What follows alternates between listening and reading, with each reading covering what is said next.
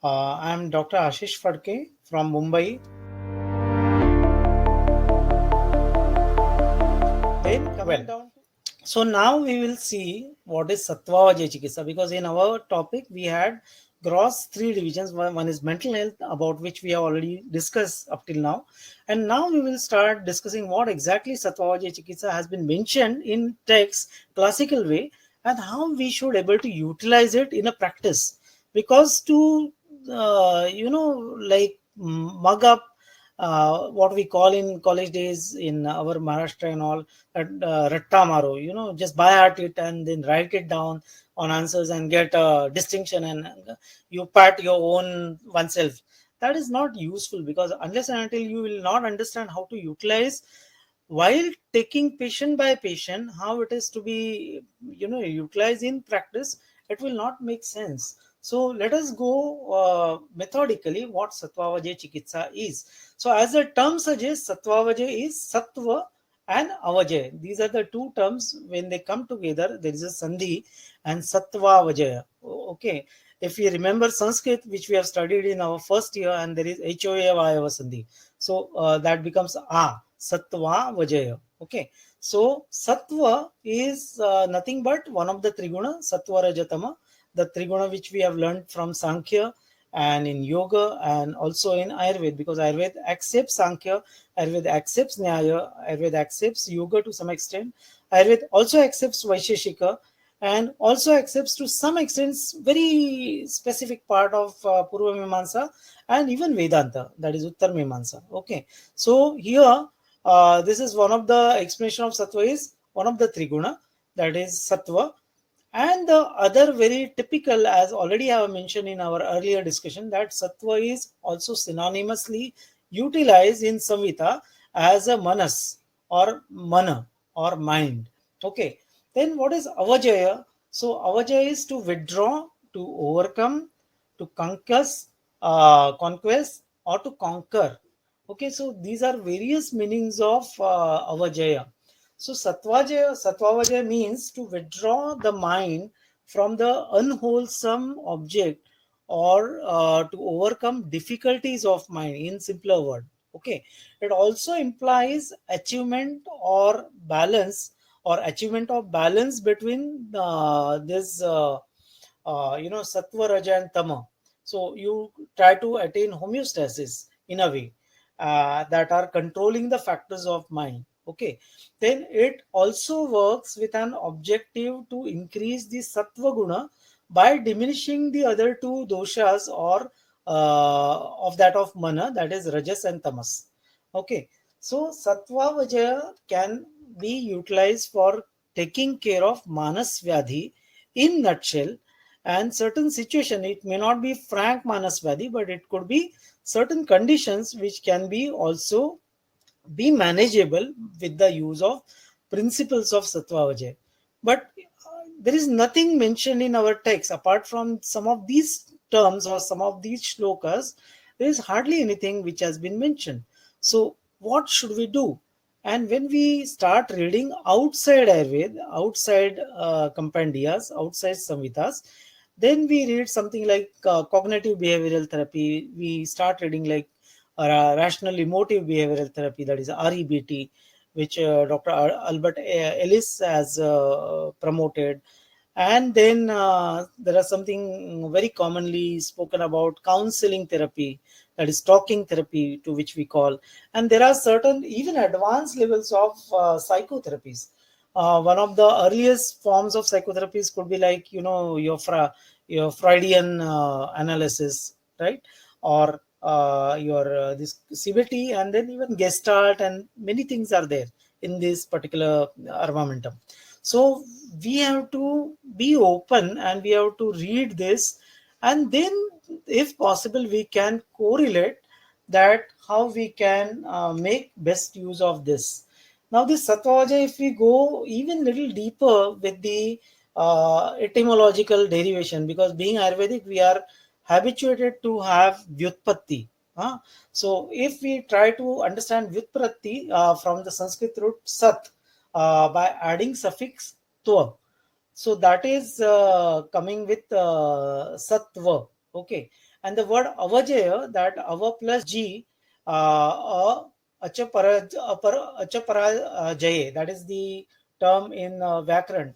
And what it means, forget this Sanskrit part, but what it means is overcoming, victory, and the word satvajaya refers to command over self, or strength of the mind. So that is what is in nutshell about sattva vajaya.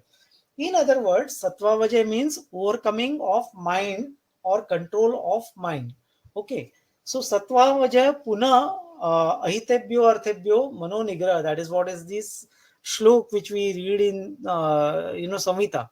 Now here ahitartha and mano nigra are the two principles of sattva vajay which we need to remember. So ahitebhyo arthebhyo. So ahitartha and mano nigra. Okay. Now ahita with reference to what? So it could be with reference to pancha jnanendriya. I'm specifically saying here, but it could be on a grosser level panchendriya, because it can be misused in that sense. It is, but it is particularly in this particular context. It will be better if we can accept the term mano artha, because it is with specific angle to that of mind or activities of mind. So manoartha. But in Sattvaja, it is quite logical to consider manoartha, though it may not be objectionable to include panchendriyartha, because ultimately it is sattva that materializes the perception of the object, and not the indriyas. So in that way also one can understand, but mano artha would be more appropriate to me, it seems. And many other scholars, they have also mentioned similar way, similar description in their papers and their research paper or their proceedings. Then asatmendriyartha sanyog, kalartha karmanam yogo hinamityati matraka samyago yoga yogascha roga rogyek karanam, which we have learned, we have biated, we have written in the exams, and we got marks. That is the history. But what is the reality? When we see these kind of causes, etiologies in the day-to-day practice, the commonest being, you see, I have seen a case in a last month. A small boy, 9 years, school going boy, he was brought to me for managing his addiction of watching mobile. Okay. And if someone from the family member, maybe mother, maybe elder sister, or grandma, would like to say him that please don't watch now mobile, sit and do studies, or you can sit and have food, then he will become angry. He goes on, hitting them to that extent. Sometimes he bites. So he was like absolutely extreme. And then they had been to counselors, they had been to so many other people, and then someone suggested, why don't you go to Ayurveda and you go to this fellow, probably you may able to get help. And they actually came for getting him under hypnotic trance. I said no, it is not required in this particular case. Hypnosis I use in a very specific way, in a very particular conditions. So I said, okay, I'm not going to tell you take out your mobile and keep it on table also. No, you keep with you only. Only thing I expect you that in between you should listen to me. Are you okay? So he was very happy that this doctor is little different, not like my mother, not like my grandma, not like my teacher, not like my dad, who not only scold but bit me and snatch my mobile from my hand. So he again asked me, are you sure, uncle, that you are allowing me to keep mobile with me, means with him? I said, yes, yes, I don't want, I've got my own mobile, so I don't require your mobile, so you keep with you. Only thing, I am going to tell you good story. So would you like to listen to the story? And he said yes. And then I told him one particular story, which was not actually story. It's a real, study, experimental study on animals, and how they get addicted to habits when they were kept in a cage, and they were initially they were supposed to go and get their food in a competitive way, and slowly they, one of those particular chamber, those animals were fed very easily, and every time they used to get so easy food, so that they forgotten how to do activity and how to compete for food, and how to compete with others, and how to live efficiently. And then when they were kept in that another mice, and they were getting starved, and then ultimately they died. And then I told this fellow, and he was listening very carefully. And then I said, "You understood what is happening in them?" So he said, "No, sir, I'm not able to get what you're saying. Those mice were not getting food, so they died." So I said, "Exactly. The food over here is your mobile. So the moment the food was given every day, every moment, without any efforts, then they forgotten to do other activities. Do you go for playing?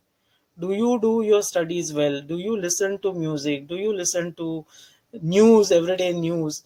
And you are just engrossed in your mobile, and then you are not having any communication with your dad, with your mom, with your grandfather, grandma, or your sister. And then this is not good."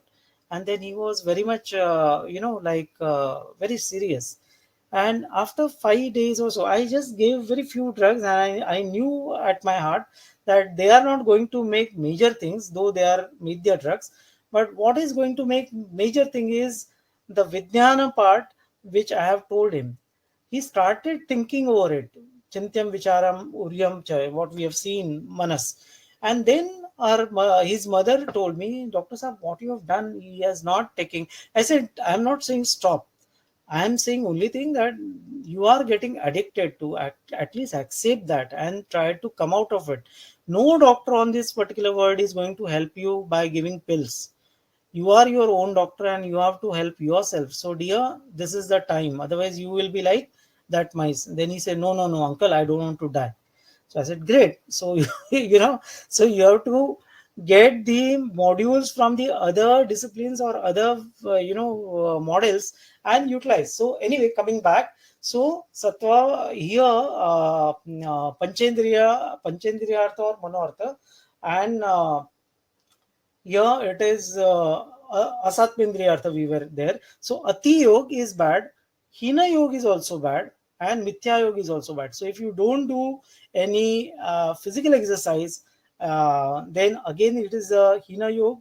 Or if you do wrong way of doing jumping or things like that, acrobatics, without proper training, then again it is a Mithya Yoga and can create problem. And then comes the important part, that is Pradnya Parad. So Didhriti Smriti Vibrashtam Karya Karyayat Kurute Ashubham. This, I'm sorry, there is a mistake on the slide. Pradnya Pradam Tam Vidyat.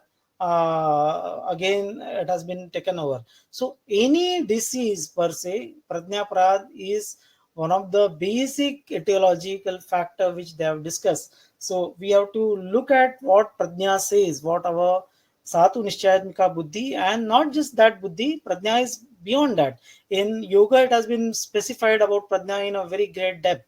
Okay, it's an intuitional kind of, and it is Ritambara, Satu Ritambara Pradnya. That is what is Patanjali Muni is speaking. So Ritambara, Rita means Satya, and the real truth, the undistorted truth is Pradnya. So what Pradnya is suggesting, what that inner thought is coming, that we should able to listen to it and go ahead with. Okay, now one second. So when we try to analyze this particular shlok, which is of one liner only, but you can see ahitebhyo means harmful or unhealthy. So ahitebhyo, hita, ahita. You remember the very beginning of the slides. I've spoken about hita, hitam, sukham, dukkham. So ahitebhyo. Arthebhyo. Arthebhyo means objects of sensory organs or that of mind, either. Manonigraha refers to controlling the mind. And then the term comes punah, that is to do it again. So this particular word is really very, very extremely critical. So they could have said, na Satvavajaya, Ahitebhyo, Arthebhyo, Manonigraha. But they have not said that. They have said Satvavajaya, Punah, Ahitebhyo, Arthebhyo, Manonigraha. So what does that particular punah means? So the word Puna is giving a direction of U-turn, to go back. to the original state of sattva, because you have, due to some distraction, due to some wrong deeds, wrong, attractions, you are doing, getting deviated from sattva to raja, or sattva to tama, or raja and tama together. So you have to understand that, work on it, and come back to your original. Tada Swarupe Avasthanam. That is the sutra comes from Yoga Sutra, Patanjali Yoga Sutra. So here also, Samadosha, Samagdisha, Samadhatu Malakriya, and the next Swastha iti abhidhyate, Swa and Stha. So your original sthiti, Swastha. So when you try to take U-turn and try to return back from disease condition, may it be Sharira, may it be Manasa, or may it be Sharira Manasa. So you have to come back and achieve that particular condition, and that is what is this implication. So it is not learning, not about learning new skills or competency or attitude or behavior alone, but it is reconnecting with what is our original state of manas, and that is what is sattva, and that is very important aspect of this. The manas which has the tendency to go outward, and also has the willpower or bala to make the manas to go inward and restrain itself. And that is what is precisely been discussed in Ashtanga Yoga, or what we call Raja Yoga, that you should have your inner journey, and your mind should be in a position to control, and chitta vrittis to be controlled, and then you can achieve that particular state whereby you understand yourself, you realize who you are, with the help of abhyas and vairagyam, right? So that is what is also mentioned in yoga, and the same thing has been mentioned in Sattvavajaya. So Sattvavajaya is the support that a therapist gives to the person or to the patient to inculcate this bala and win over the outward going. So that is very, very important. Here I also remember the meaning of yoga. Usually people, they say, na, what is yoga? So immediately people, now day before I was there for, as an examiner for their dissertation viva for master's level in yoga. So most of the time people, they say, what is yoga? So yoga is derived from yuja. And what is yuja? Yuja is a union of atma and paramatma.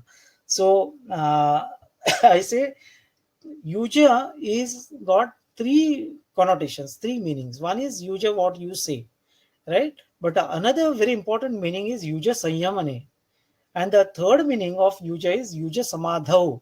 And yoga sankhya perspective, sankhya yoga couplet, yuja means not to join, because in sankhya or yoga we never use term atma and paramatma to the extent.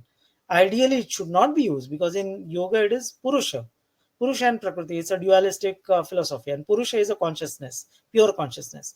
So there is nothing like union of Atma and Paramatma. Rather, there is a breaking of Purusha from the Prakriti. Prakriti, you realize that this Prakriti, which I feel that it is me, I am not this, but I am the Purusha, I am the pure consciousness. That is what is yoga is.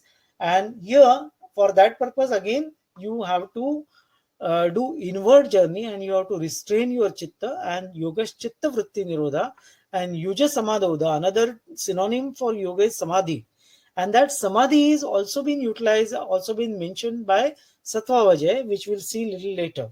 So the therapeutic modality that restrains the mind from desires for unwholesome object by increasing the sattva guna, that is good quality of mind, is also known as Sattvavajaya Chikitsa. Now, very interestingly, if you see Patanjali Yoga Sutra, and there he speaks about Ashuddhi Kshaya, and Patanjali Muni very categorically says that Ashuddhi Kshayas are nothing but Rajas and Tamas, and which are increased because of your deeds and your thoughts. And if you want to get rid of them, then you require to go step by step, eight particular appendages, not exactly stepwise, together also, because yama niyama has to be practiced even though you are practicing pranayama and dhyan and dharana and samadhi every time. Like, okay, so again in Ashtanga Yoga it is yama niyama asana, pranayama, pratyahara, then dharana, dhyan, samadhi. Whereas in Vedanta it is dhyana, dharana, samadhi. So anyway, but in either they are trying to reduce the ashuddhi kshaya by way of abhyas and vairagya, and by way of doing these ashtanga. So something similar has also been mentioned over here in Ayurvedic context, also in Sattva context, that what we required to do is increase Sattva Guna, Sattva Vajaya, and you reduce the Raja and Tama. Now, Todarananda, who is another reputed Shastrakar from 17th century AD, has also reused term Sattva. Why reused? Because earlier it was used by our Bratraikar, okay, particularly by Charaka, Savita, and Ashtanga Hridaya. So, Sattva Vajaya and defined in the similar lines. But in addition to Manonigraha, which we otherwise see in our earlier compendium, he has also mentioned the Dhairyadi Vijnanam. And what is that? That is deeper understanding of intellect and fortitude, things like that.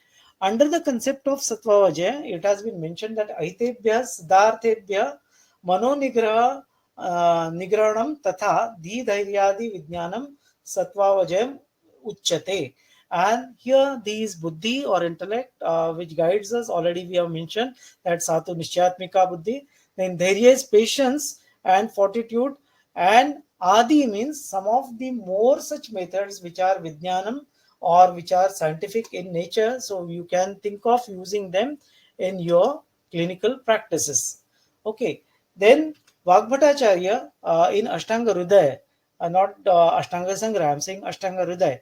He has also mentioned that the Dhairyatma Vijnanam Manodosha Aushadam Param. So in Manodosha Aushadam, who is the best? He has never mentioned that, oh, Brahmi and Shankapushpi and whatnot. Not that he was not aware of these particular medicaments. He has utilized it in many other chapters, in many other sthanas.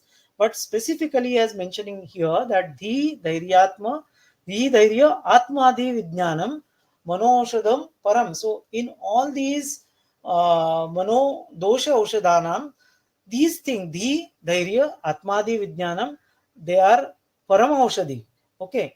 In explaining the nature of Manas, it is very clearly mentioned that we need to transcend our Manas, transcend our mind, and to allow our Buddhi or intellect to play the role.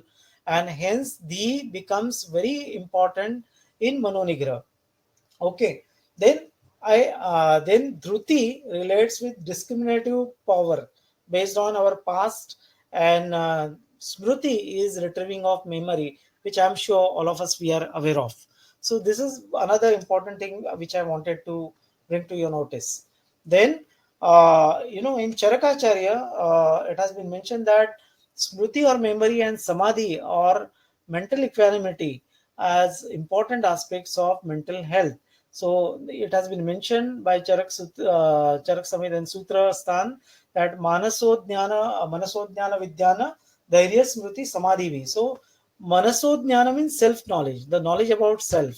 Then Vijnana, that is psycho-education, education pertaining to psychology, right?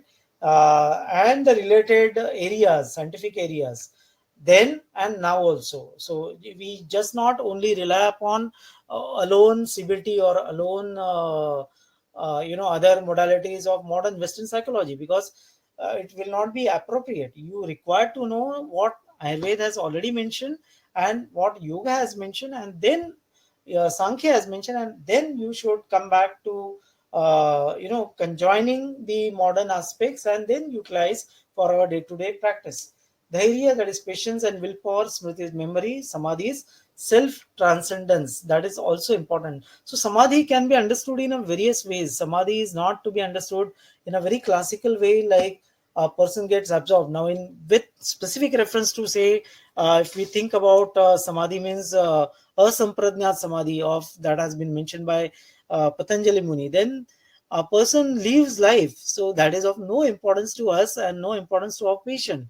So we don't expect that kind of nirbija samadhi or asampradnyat samadhi. Here the meaning we have to understand with the connotations with reference to the other areas, and accordingly we should able to utilize it.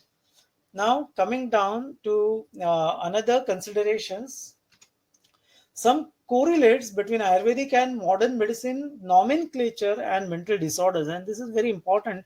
And you will be really getting amazed to know that these things have not been written by any of our Ayurvedic colleague. I repeat, and I am repeating in a very conscious state.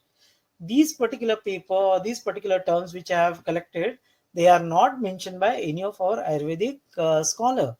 It has been mentioned and it has been published in by those who are psychiatrists, Western medicine discipline psychiatrists. But people like Gupta SP and his colleagues, and Ravi Abhyankar sir and other colleagues, they have studied our Ayurvedic psychiatry in a great depth. And I tell you, I had to read those paper again and again, 3 4 times, and then I've picked up some of these terms. So Unmada is psychosis, Vatonmada is similar to schizophrenia. They are not mentioning equal to schizophrenia. This is again all similar to. Please excuse me, I have not mentioned there, but take it not exactly equal to. That's why I have not put equal to sign. Then Pittonmada is similar to mania. Then Kaphonmada is similar to depression. Then Tridoshonmada is again similar to depression. Then exogenous disorders resembling schizophrenia were considered something like uh, there is not Bhujanga Graha Vyadhi. Bhujanga Graha Vyadhi. Bhujanga is a snake, serpent. Then Rakshasa Graha Vyadhi, Paishachya Graha Vyadhi, Asura Graha Vyadhi, etc.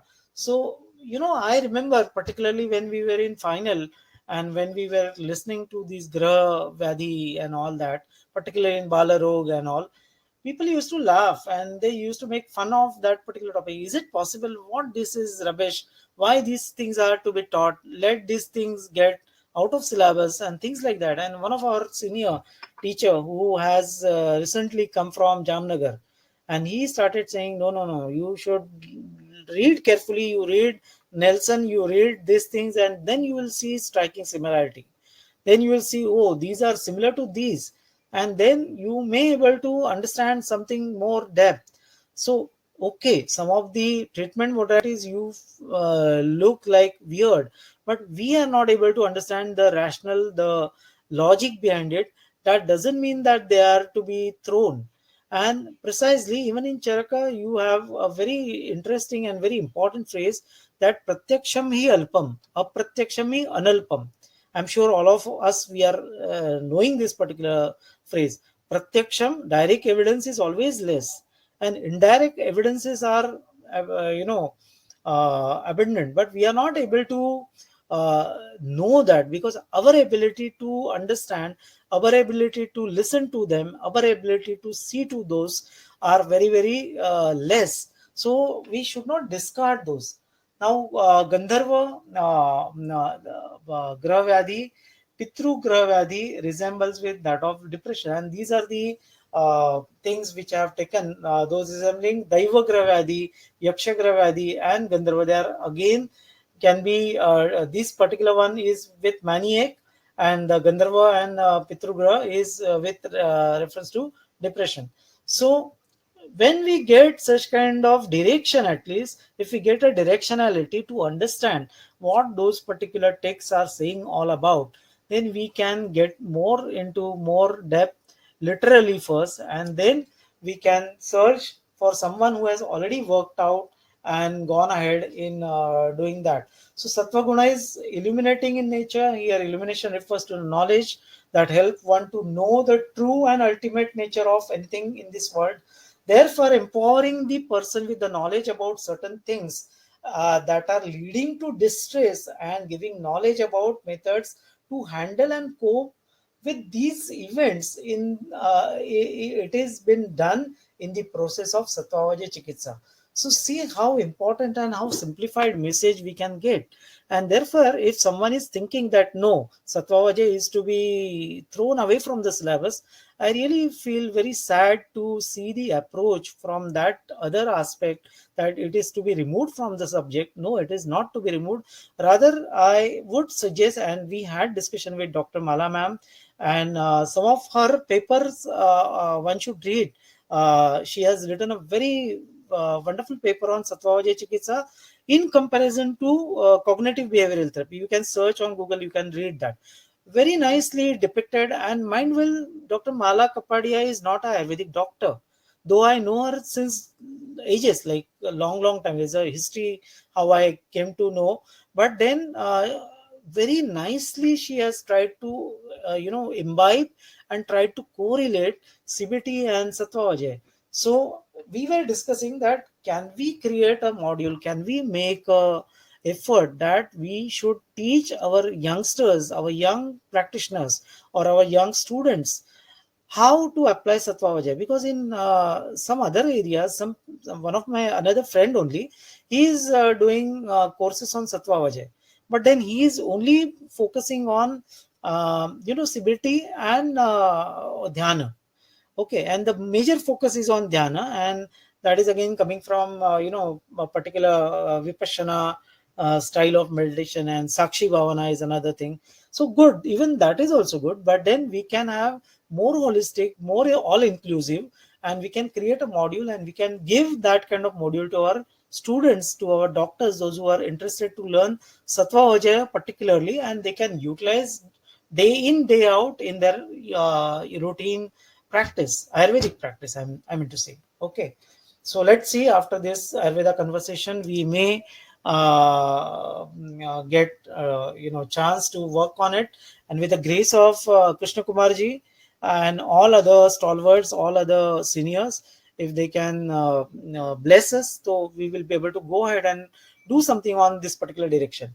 Now, coming down to another important aspect, that when we want to see what are the components of Sattva, so Manaso, Jnana Vijnana, Dhairya Smriti, Samadhi, already we have seen. Then Jnanam, Adhyatma Jnanam, Vijnana Shastram, Dhairyam, Ananta Iti, Chetasa Smriti, and other things they have already see. Anubhutartha Smaranam Samadhi, Vishebhyo Nivartyatmani, Manaso Niyamanam. So that is what is also mentioned further. So if we go term by term, then I think it will be really useful for all of us to understand what exactly these 2-3 lines or 4-liner discussion on Sattva Vajaya altogether is all about. So Jnanam is knowledge of self, already we have discussed.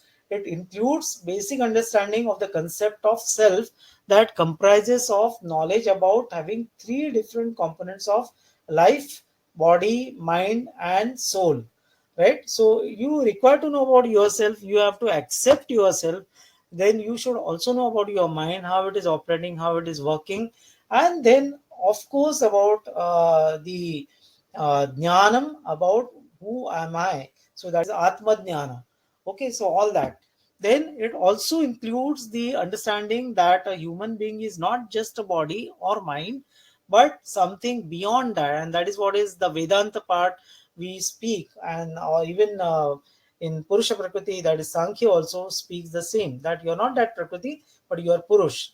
Okay, so Puri Sharire Shete Satu Purusha, and Krutim Yasmin Karoti, that is Prakriti. So what we do is all, are on this Ihaloka. But in Paraloka, in that ultimate level, spiritual level, you are not this body, you are not this mind, but you are Atma Tattva, or you are Brahman in Vedantic way. Okay. Now coming to Vijnana, Vijnana denotes knowledge of Shastras or doctrines. So maybe Shad Darshana. Then Shastras refers to Veda, Upanishada, and other literature from ancient Indian Sanatana Parampara, and that offer knowledge on important aspect about life and nature of self. That is one. And I also add to this that the knowledge which is coming from the contemporary era. So may it be REBT, may it be CBT, may it be other aspect, may it be from tantras like chakra, the chakra which has been mentioned in Sushruta and interpreted in a various Hatha yoga texts or Tantra texts, all that needs to be studied and to be synthesized, to be absorbed, to be understood well, and then take it for your utility on the patients. Okay, and that's how even I learned Reiki way back, and then I slowly and steadily went on learning, and ultimately to the level of grandmaster. And I have taken a lot of seminars, and I take clinical Reiki. You know how it can be utilized in patient to patient. Okay, or how chakra has been mentioned by Ayurveda, by yoga, and by tantra. Now there is a small text. I don't know if you can manage to get that particular text because it's really rare, and that is known as Shat Chakra Nirupanam. So just see that Shat Chakra Nirupanam, see those particular things, then see the interpretation by our Ayurvedic scholars, see the interpretation by psychologists and the Westerners, and then you create your own stuff and then utilize it for the patient's benefit. So Vijnanam. Then next comes Dhairyam. Okay. Uh, One second. Yeah.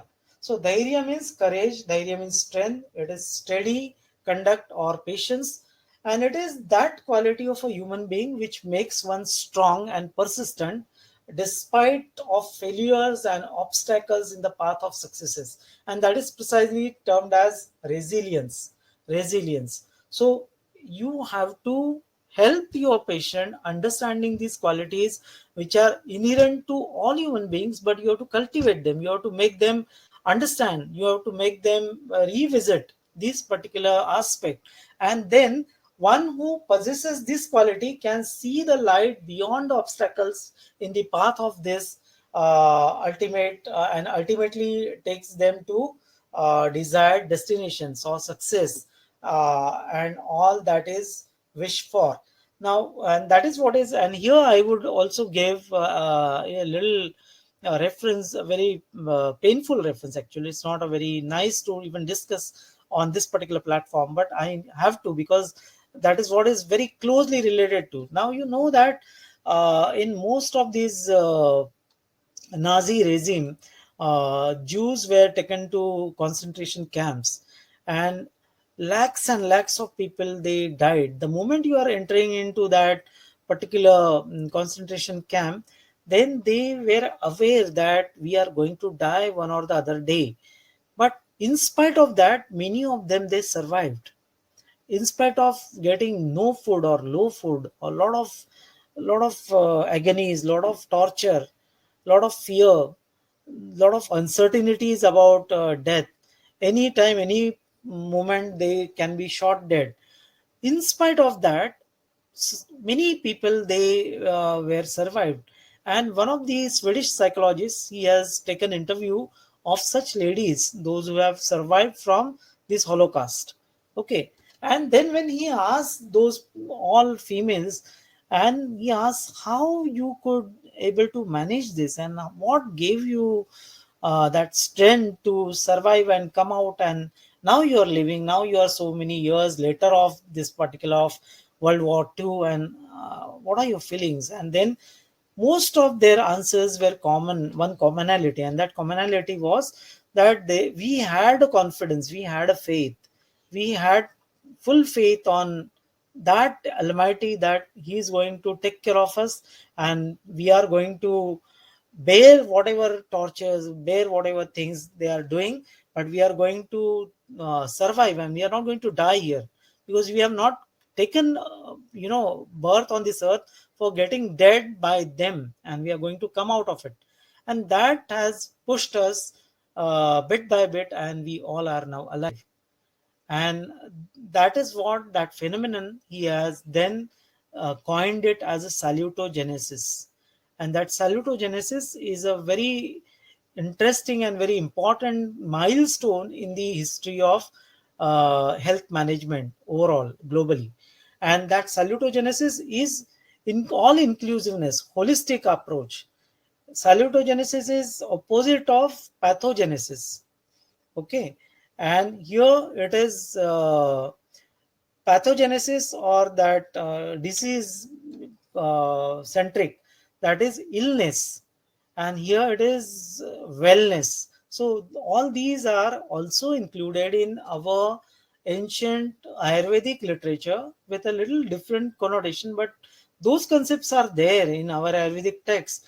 Those concepts are very much there in yoga as well. Okay, so resilience and this salutogenesis that can be compared with dhairya, fortitude, everything. Then smriti, that is memory or capacity to remember. So this makes one's remember to understand the occasion between cause and effect, and by retrieving the stored data, and this aids intellect to decide the right thing, or right actions or right thought to be put to implementation. So if you have earlier memory that by eating so and so you are getting so and so problems, so you try to avoid those food stuff, or getting in very hot condition you get such kind of problem, say burning micturition, so you try to avoid something like that. Even in manas rog, you know that if I happen to confront this kind of emotions, and if I get entangled with these emotions, then, and this particular person is not really great,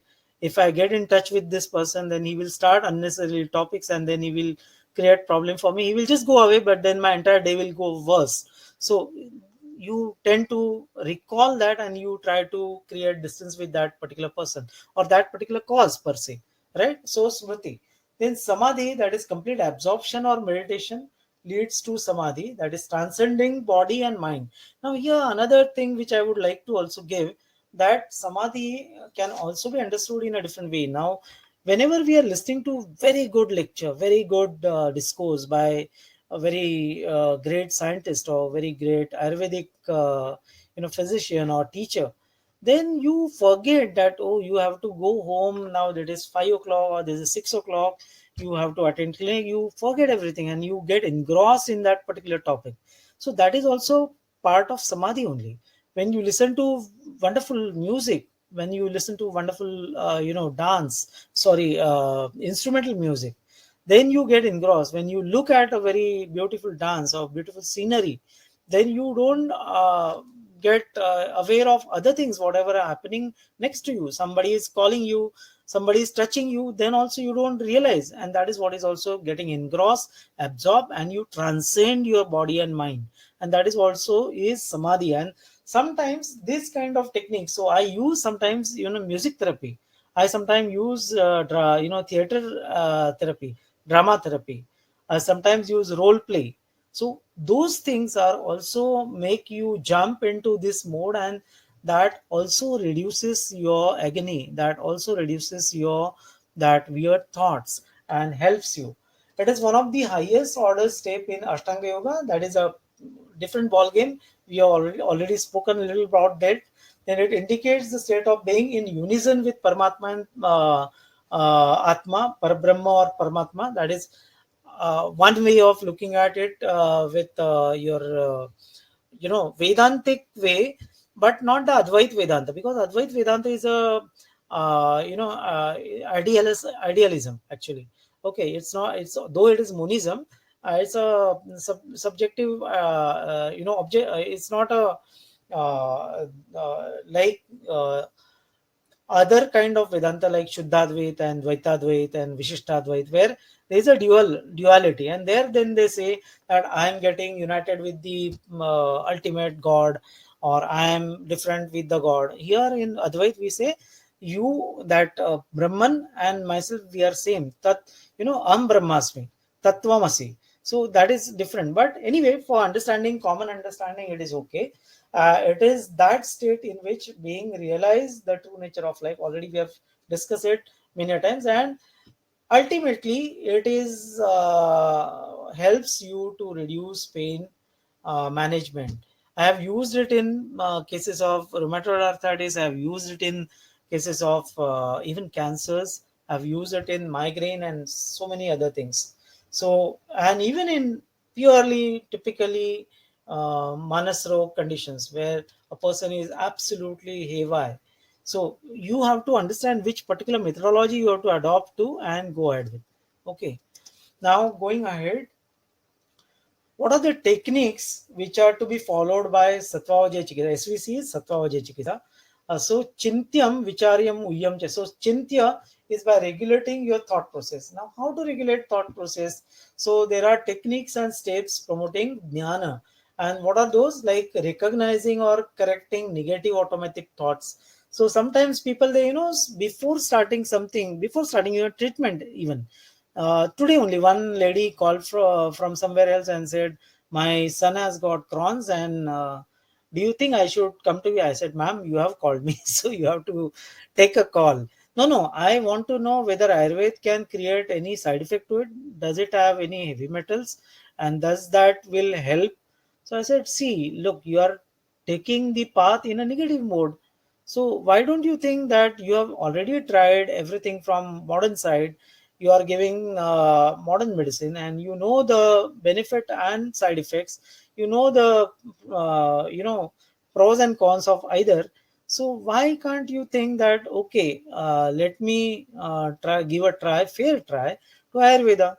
Okay, and you raise opposite questions to your own created question, that have you ever seen Ayurvedic people, Ayurvedic the people those who are taking Ayurveda, they get problems and they had some side effects, or ABCDE. Then she gave me examples whichever as mentioned in the newspaper or channels or TV, platform. I said, okay, they are sporadic and they are not the real Ayurvedic Vaidyas, or they were not following the real principles. So you have to understand and come. And then she was satisfied, and then she is now still taking time, and I'm sure she may call me some other day and maybe deciding upon it.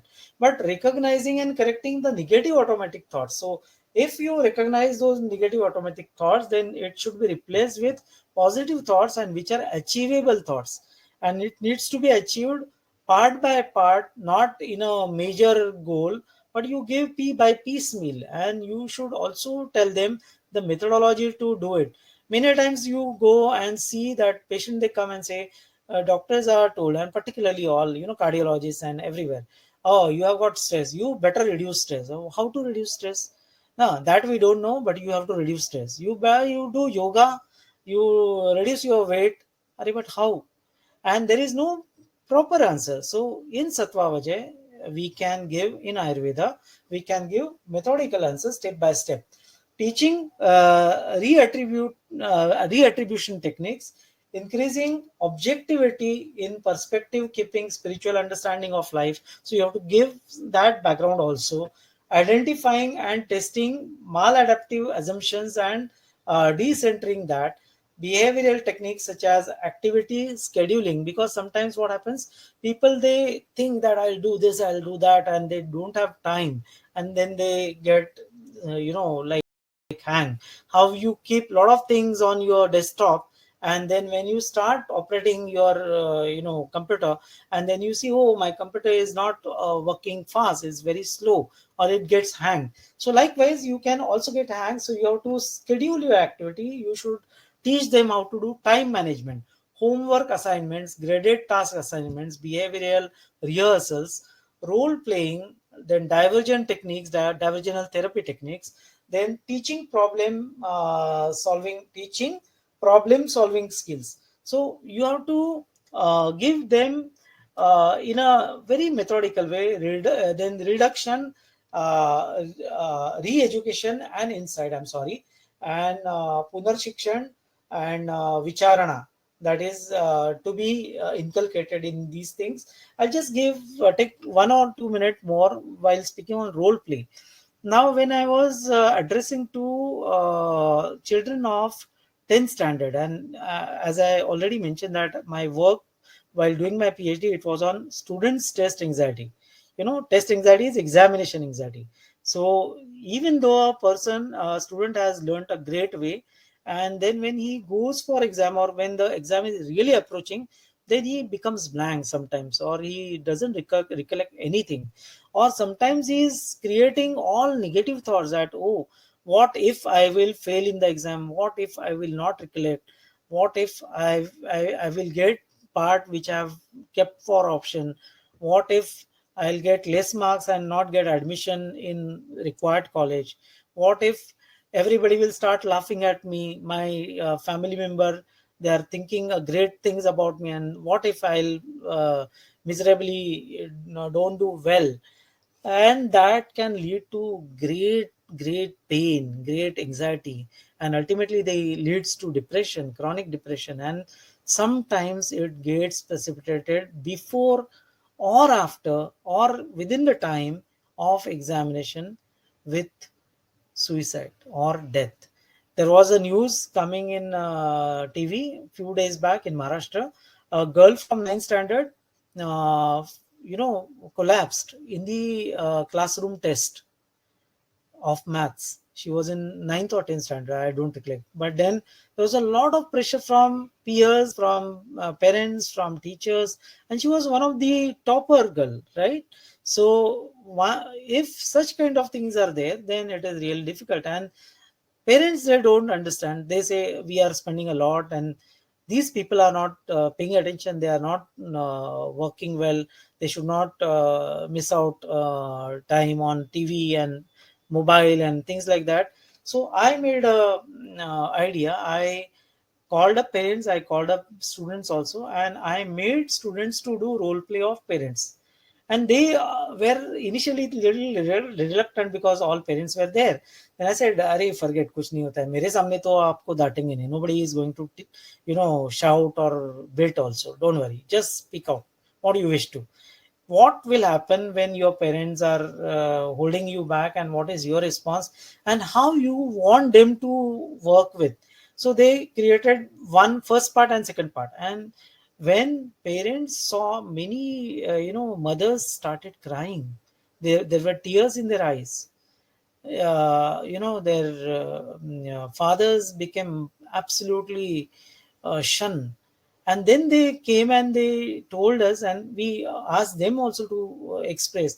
And they said, "Oh sir, it's really nice that at least now we knew what our children, they are thinking about us. They are thinking that they are just machines, so no, we don't want to do that." And then I explained that you have to have somewhere midpoint. Allow them to play, allow them to see even mobile, allow them to see TV programs, but then make them understand that they should utilize time maximum at this time. Later on, if they study, it's of no use. And then both they agreed, and the results were undoubtedly, it was really great. Okay, so role play is very important, and that is also useful when there is interpersonal relationship problems. So in Sattva we have to utilize these modern technique. Now this has also been mentioned by Tripathi in his one of his paper, and Dr. Mala Kapadia in one of our paper. Okay, so those things we also need to understand with Chintya. Otherwise, we just finish with Chintya in 2 lines and that's it. So no, it has got so many connotations, so many applications in day-to-day practice, and thus it can be brought to routine clinical practice. Now, Vicharyam is replacing negative ideas and thinking pattern with positive one. That is precisely we speak in yoga, that is Pratipaksha Bhavanam. Vitarka Badhane Pratipaksha Bhavanam cha. That is what we speak. So the moment I think about something negative, I am going to fail. So you have to create question next to that in your own mind, that what was my up till now's history, what is my track record, have I really failed any time? So maybe some of them might have failed, but not so many times, isn't it? So second question, then okay, they are saying yes, I'm failing many times, but then are you not really studying well, better than those time? So you are studying well. So do you think that you will be able to do better, in terms of writing your answers and all? Yes, and then slowly you convert that to positivity. So that is what is the technique which we utilize in CBT also, in NLP also. Now in CBT, or particularly in REBT, for example, rational emotive behavioral therapy. Now the moment you create irrational question in your mind, and if you don't stop, then that question go on and on and on and on, and it will create a chaos, and then your computer gets hang. So you have to create rational question opposing to that. Albert Ellis has mentioned once that you have got ABCD in your day-to-day life. A for absurdity.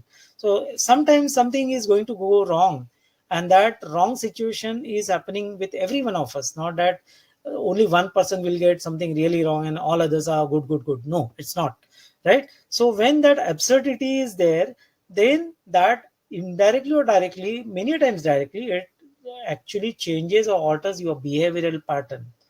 So once that changes your behavior, then it changes your cognitive pattern. And then what you decide is taking toss, and then you take wrong decisions. So here, what he has mentioned, that you create rational thought, you check whether it is real or unreal, whether it is rational or unrational, and then you cool down. And in cooling down, I again tell you, even in modern Western literature, they really don't have much.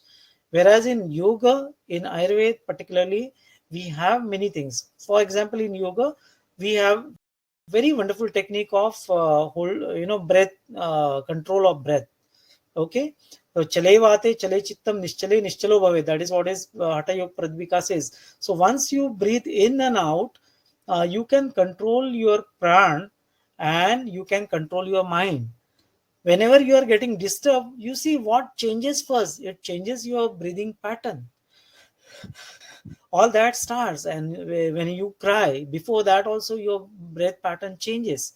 So when it becomes rapid, you have to make it with effort, slow and steady and rhythmic and cool. The moment you have slow and steady breathing pattern, the thought formation also gets minimized. And then there is a pause when you can have tranquility, equanimity, and then you can see the things clear as it is, and not with any vitarka, not with any distortions. And then you can take decisions. So that is what is CVT. In NLP, neuro linguistic programming, there are terms like anchoring. So when a person is coming with negative problems, and a person, for example, a girl who has been having very sexually abused or rape or kind of stuff, and then it is every now and then she is having the visions of that particular horrifying, horrible movement. So you have to bring her attention from that movement to something better. So you have to get her engaged in speaking and take her mind to a level where she has got some very good moments in her life, right? Or any other person, not alone in that particular female I'm saying, but any other person. So once there is a positive anchoring, then anchor that person's mind, patient's mind, on that positivity, and then slowly you start working on the negative aspect, and then slowly reduce that part, and then you make the complete shift. In hypnotherapy also we use same. In Reiki we use with chakra ways. Okay, in psychotherapy counseling we use little different way, but something similar. So all these are nothing but considered nowadays as a positive psychology. Then dharmartha vakya, so involves correcting the depressive negative conditions, that is ideations, that is hopelessness, worthlessness, helplessness and pessimistic ideas, and replacing them by new cognitive and emotional and positive aspect or positive stuff. Then pratidvandva chikitsa, that is replacement of emotions or replacement of opposite emotions. Okay. Then here in our Ayurveda, Shastrakar have given terms like kama for krodha. So if there is a krodha, then you replace it with something connected with kama. Then is one of the approach of psychotherapy, Sattva in Ayurveda. In the case of mental derangement resulting from excess of desires, grief, then delight, envy, or greed, that is Shadripu, should be allayed by bringing the influence of opposite ones, that is contrast, to bear the prevailing one and neutralize it. That is what has been mentioned by Charakacharya in his particular sutra, Kama, Shoka, Bhaya, Krodha, Harsho, Irsha, Lobha, Sambhavan, Paras, Prati, Dvandva, Dvandvai, Dvandvair abhireva shamam nayat. So that is what we should have that guideline, and we should work accordingly. Now going ahead, you can have Uya. Yeah. So Uya is channeling the presumptions. Okay. Then Dhyaya is polishing the objective. So you know the objective, you make it properly, reframing, you make the person understand and think over it, and then put it to final level. Then Sankalpa. Sankalpa is by proper guidance and advice of taking right decisions. Now Sankalpa here, I would like to add few more things, though it is not mentioned in the slide. Sankalpa can be taken by oneself, and sankalpa can be suggested by other, therapist also. Either way, but I would prefer that therapist should be giving some background advice, and sankalpa has to be understood or to be phrased by person himself, by patient himself. And in Yoga Nidra, Swami Satyananda ji, who has devised this particular method, he is giving importance to this sankalpa. One of the important method in which we conduct yoga nidra for patients, we ask that patient to have sankalpa. Then the other methods are there, rolling of awareness and all that, you know relaxation of body, and then taking him to visualization, and then again coming back, and then taking sankalpa once again, remembering sankalpa in that deep phase where the subconscious gates are opened actually. And then you again take him out, then come to again rolling of awareness on the body, and then you slowly come out, and again you have sankalpa, and then end up. So sankalpa has got a very interesting part. And you just remember, if you want to go any out station, and you don't have watch, you don't have buzzer, you don't have mobile also on which you can get buzzer nowadays, and you want to get up by 4 o'clock, then how you get up? You just think many times in your mind, "Arey, I have to get by 4, otherwise I'll skip my flight or my train or my bus or car, whatever." And surprisingly, without anyone's presence, also you open your eyes by 4 o'clock. So that is what is, you open up your eyes because you give sankalpa, you create sankalpa, and you follow that, and you get the results here and now. So that's something similar you can also utilize in your practice, in your disease management. Then Shruti Vakya, that is guidance and suggestions. The patients are given guidance to take decisions with the help of guidance guidelines of Dharma Artha available in the classical literature, and thus they can help themselves. So in certain critical condition, in a terminally ill people, cancers and other things, you sometimes utilize such kind of spiritual approach, and that gives them stability, that helps them to accept the reality. Okay. And the patient should know the pros and cons of the disease state and the healthy state. Then dharmartha vakya, that is education of individual and family. The family is also to be guided positively to support patient and his needs, because many a times the treatment in manas vyadhi is not alone treatment to the patient, but to the treatment of the family. Because if the family is supportive, then the patient can get out of problem much quicker way. That is what we all have seen, right? Then all the family members are to be informed about the nature and the course of the disease, precautions to be taken for good management of the disease. So you should tell them what is what, you should not hide something, but at the same time you should not give false claims, tall claim that, oh, I'll clear, I'll cure. No, it needs to be very appropriately, it needs to be addressed. They are further educated to behave properly with the patients, whatever the situation is. And again, all these things are very nicely discussed by these two authors from whom I have taken the quotes. Now, there are other aspect about yogic relaxation, and yogic relaxation is now considered as one of the part of psychotherapy, but I believe that yoga therapy in itself is a different set of therapy, and sattva and yoga therapy, they are going hand in hand. Rather, sometimes they are same as well at some point of time.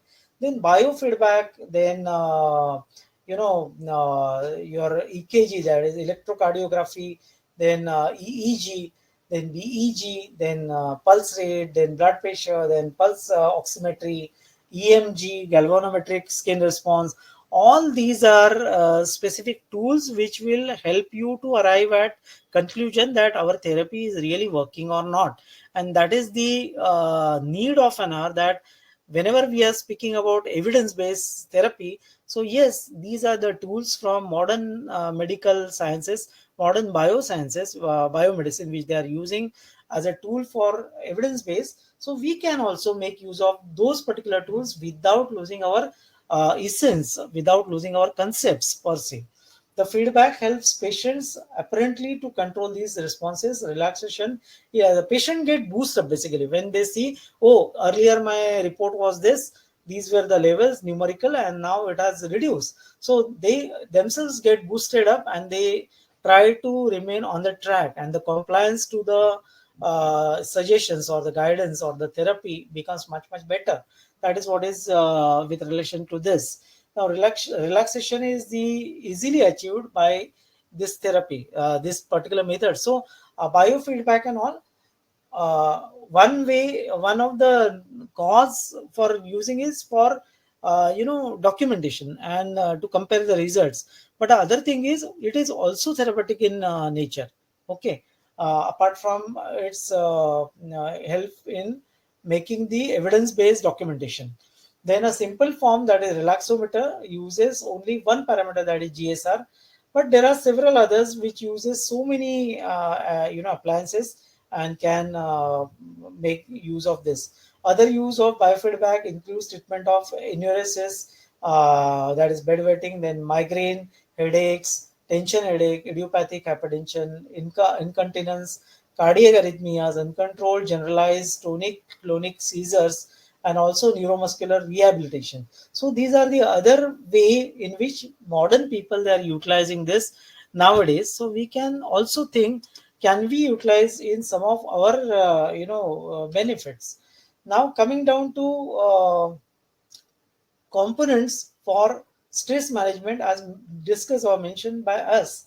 So while postulating that the treatment principle for mental disorders, there were observations made regarding the prevention of stressors. So prevention can be achieved by virtue of dharma, artha, and kama, and acquiring knowledge of these three factors can lead to no disease. Actually, ideally, it is achieved by following ways. So ahita,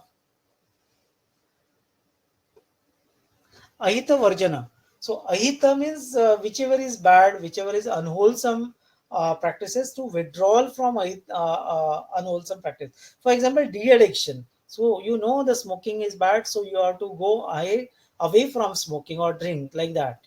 Hitopasevana, adopting wholesome practices, then should be in service of knowledgeable person or community. Okay, so being in the satsanga or aptopaseva with those particular personality, you can imbibe some of the qualities by remaining with them or by observing them. Then Atmadit Jnana, that is knowledge of Atman, already we are discussing several times. Then Desha, now geographical consideration, not in general way, but in a specific way, because where you get this kind of problem more, and where you get less, you observe that and you take call on that. Okay, certain things get aggravated at specific level. So once you know that this is the hetu, then you remove that patient from that particular environmental condition, that particular desha, and put somewhere else. That is one of the way. Kula, that is family tradition or lineage. So you come to know about the history part of that, whether anybody is having similar kind of problems, or what are the other observations with family. Then kala, that is in which particular kala what kind of things are happening. Now in graha, in badha, whatever has mentioned in jwara particularly, we will be discussing if time permits, that we can have specific kala mentioned, particular tithis they have mentioned, that in so and so tithi this gets erupted, and in rather than from tithi you can diagnose which particular graha it is. So that kind of observation and that kind of noting, if we have readily with us, then we may able to even diagnose in that particular direction also. I might show some slides on that. Then bala, that is strength, and shakti, that is again strength, but again there is a slight shared in understanding of this. So this has been also taken from one of the another scholars, Tejaswini and Shrikant, and they have really done well in their work on Manas Vyadhi. Okay. Now, if we see relaxation, stress reduction techniques, CBT already have said deep breathing exercise is the simplest way. You really don't have to learn even pranayam. I'll give you a very important tip, take home message for all of you. See, if you don't have time to go to learn yoga, forget, don't go. Okay. If you go, nothing like it, nothing better than that. But if you don't have time because of some reason, then whenever a person is getting really really depressed or really getting uh, particularly anxious, not depressed, I'm sorry, anxious, then in that particular condition there is a overcrowding of thought and you don't know what decision you need to take with. So in that time you ask that person to breathe deep, and in a ratio that inhalation and exhalation is 1 is to 2. So you take breath in 1 2 3 4, inhale, and exhale. So 1, 2, 3, 4, 5, 6, 7, 8. Now, while listening, it looks very simple, but it is not so simple. When you try it on yourself, you will see that, oh, I can inhale up to 5 also. But while exhaling, I lose my breath at the level of 6 only. I even don't able to exhale and inhale equally. So we usually train them. You do equal breathing, then you do deep breathing with 1 is to 2. And why it is to be done? Because once you do this, what happens, and it has been proven beyond doubt at global level. Okay, not just in India, not just one of the institutes in Maharashtra or Delhi or something like that. It's all over world. May it be US, may it be Europe, may it be anywhere else. So they have found that when you do inhalation exhalation in a slow way, 1 is to 2 way, then what it actually triggers, it triggers your parasympathetic nervous system, and it is it balances your vagal tone. Okay, so when it happens automatically, when the parasympathetic gets innervated, your heart rate slowed down, your respiration gets slowed down, your other neurotransmitters, they are better, your cortisol levels goes down, right? Your endorphin levels comes up. So all that happens by mere doing this, but the only thing, you should do it regularly, not that only 1 day or 2 day after listening to lecture.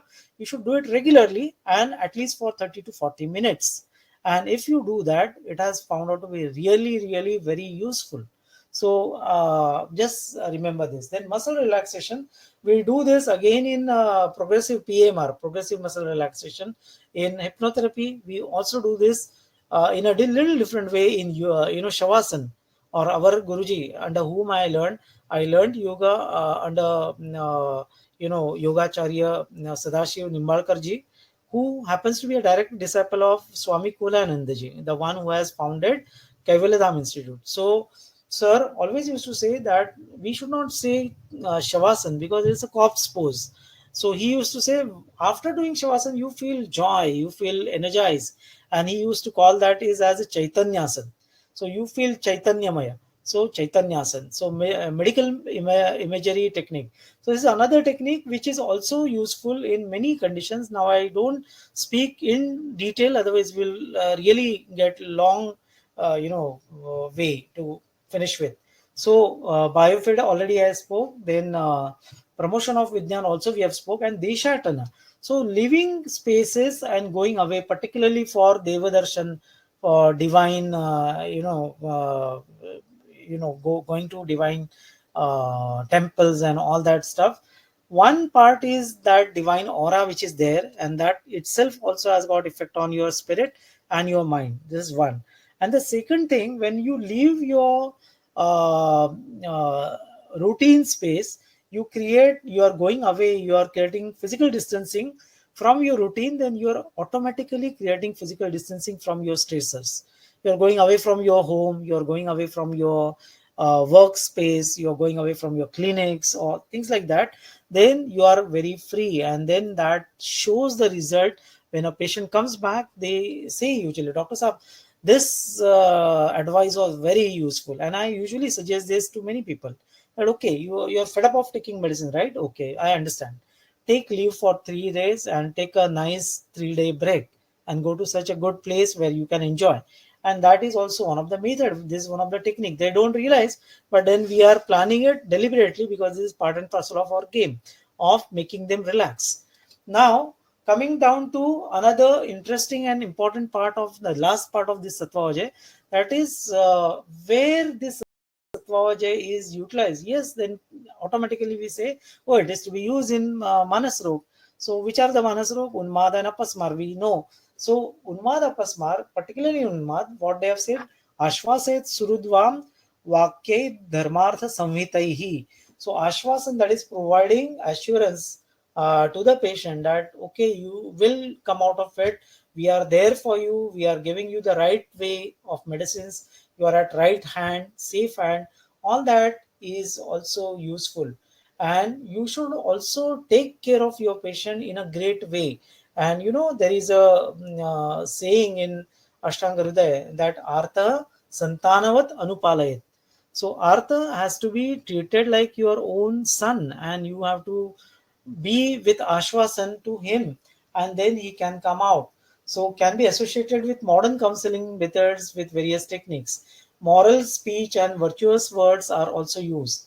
Appropriate guidance and suggestions are given. Measures like inducing fear in the mind by exhibiting surprising events or showing extraordinary things for distraction are also used. So something trasana, chikitsa is also mentioned in some of the other conditions.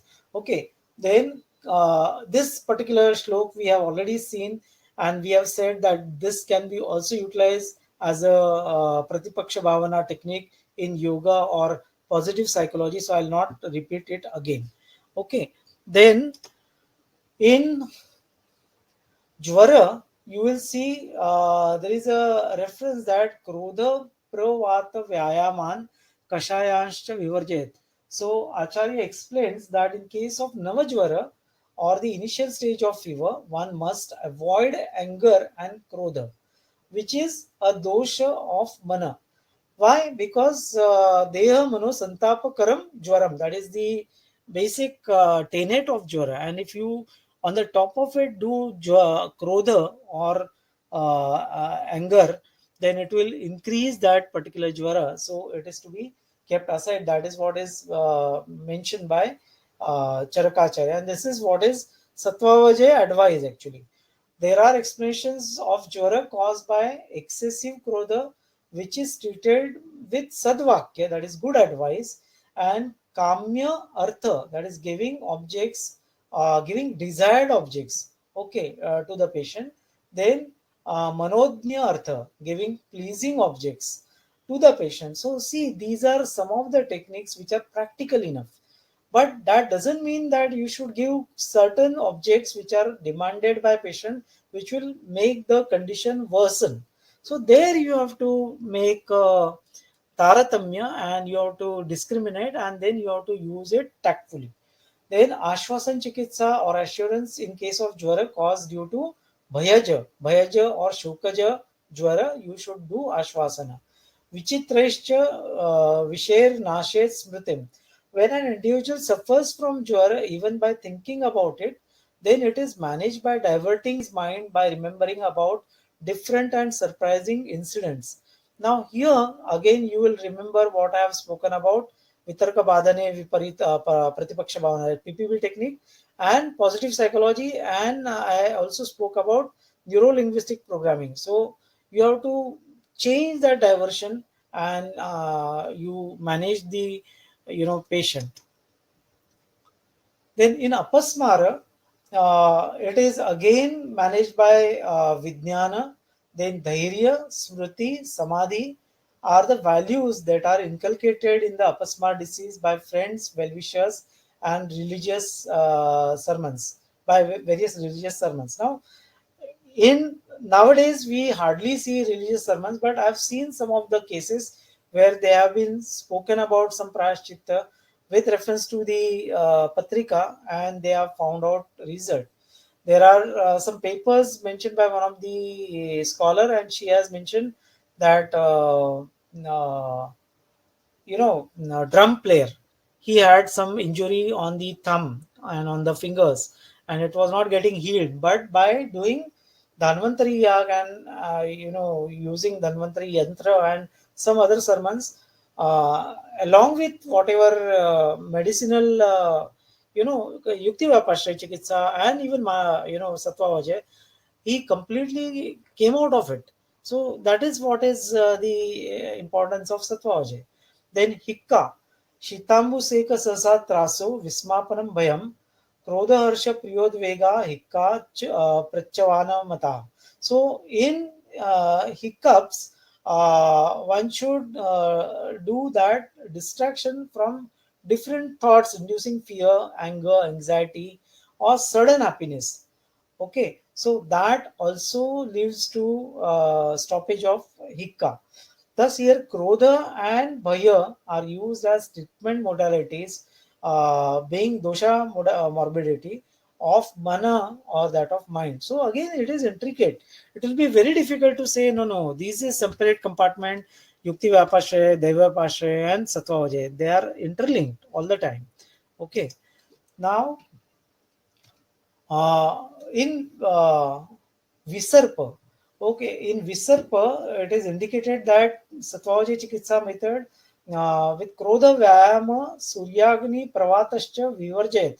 In this, these things are to be kept aside. So here, particularly Krodha is a component of mind. So when to make that Krodha away is a part and parcel of Sattva Vajaya Chikitsa. Therefore, we are mentioning. Then in Madatyaya, in addiction of alcoholism rather, or intoxication because of alcoholism, Vanani Ramaniyani Vishadani Annapanani Malyani Gandhayogascha Vasansi Vimalani cha. So all these are recommended, and these are nothing but what is nothing but Harshan Chikitsa, and few example of Harshan Chikitsa, that acceleration methods by these kind of management, and it can be then also managed by other way of you know de-addicting method, like I have also explained the method in case of that phone addiction. So there are other methods also, but I'm just giving you the reference from our grantha, and this is one of the reference from Raja Yakshma. So Harshana and Ashvasanaihi. So Harshana, that making that person happy, and Ashvasan is providing assurance, are mentioned as other treatment aspect of Raja Yakshma. Now, last to last week only, I received a patient aging around 18 years, young girl, and she came with a complaint that she has got,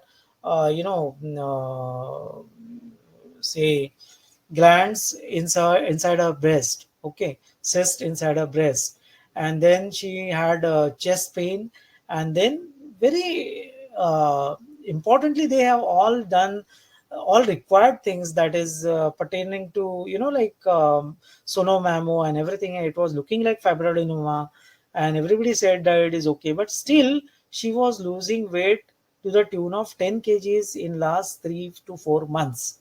So that was made me really worried, and she said, I'm not able to eat anything, I am feeling very loss of appetite, then I don't able to passage of stool is very bad, sometimes black stool is coming and all that stuff. And then I was really really worried, and then I said, are you thinking on something?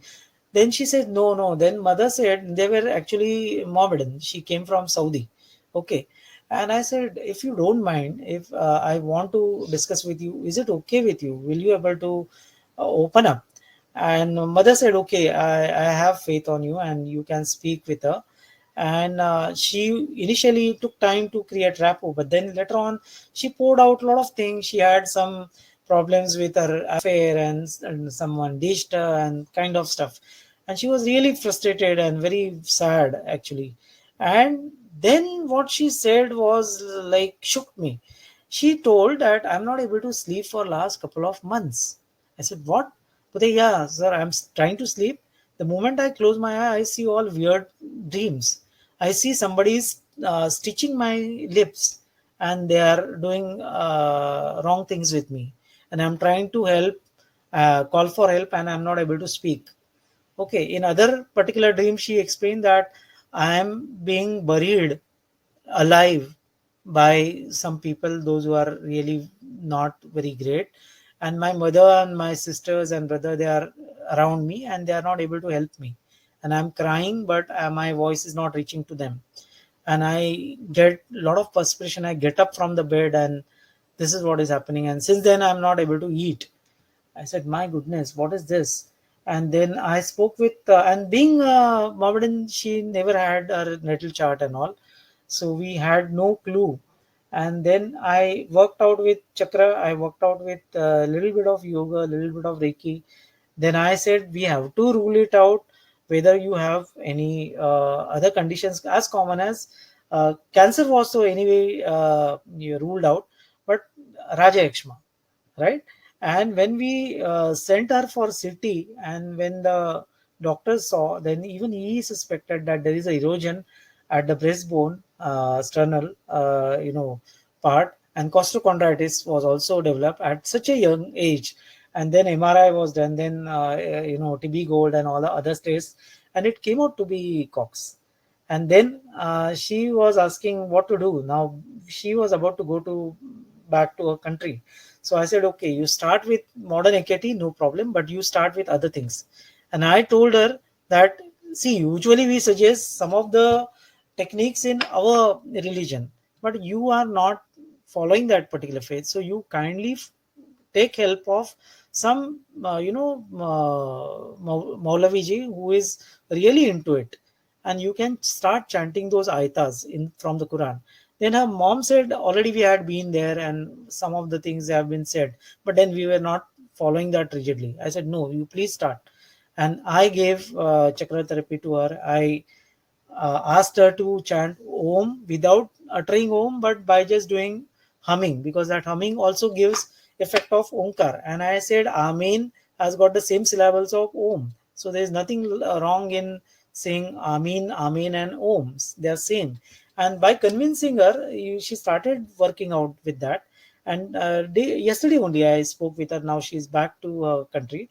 She is able to sleep. She's little better than what she was. She is able to eat properly, and she's also on other drugs and our drugs as well. So this is one of the example where we can use Sattva Vajay along with Daivavyapashraya, and can go ahead with.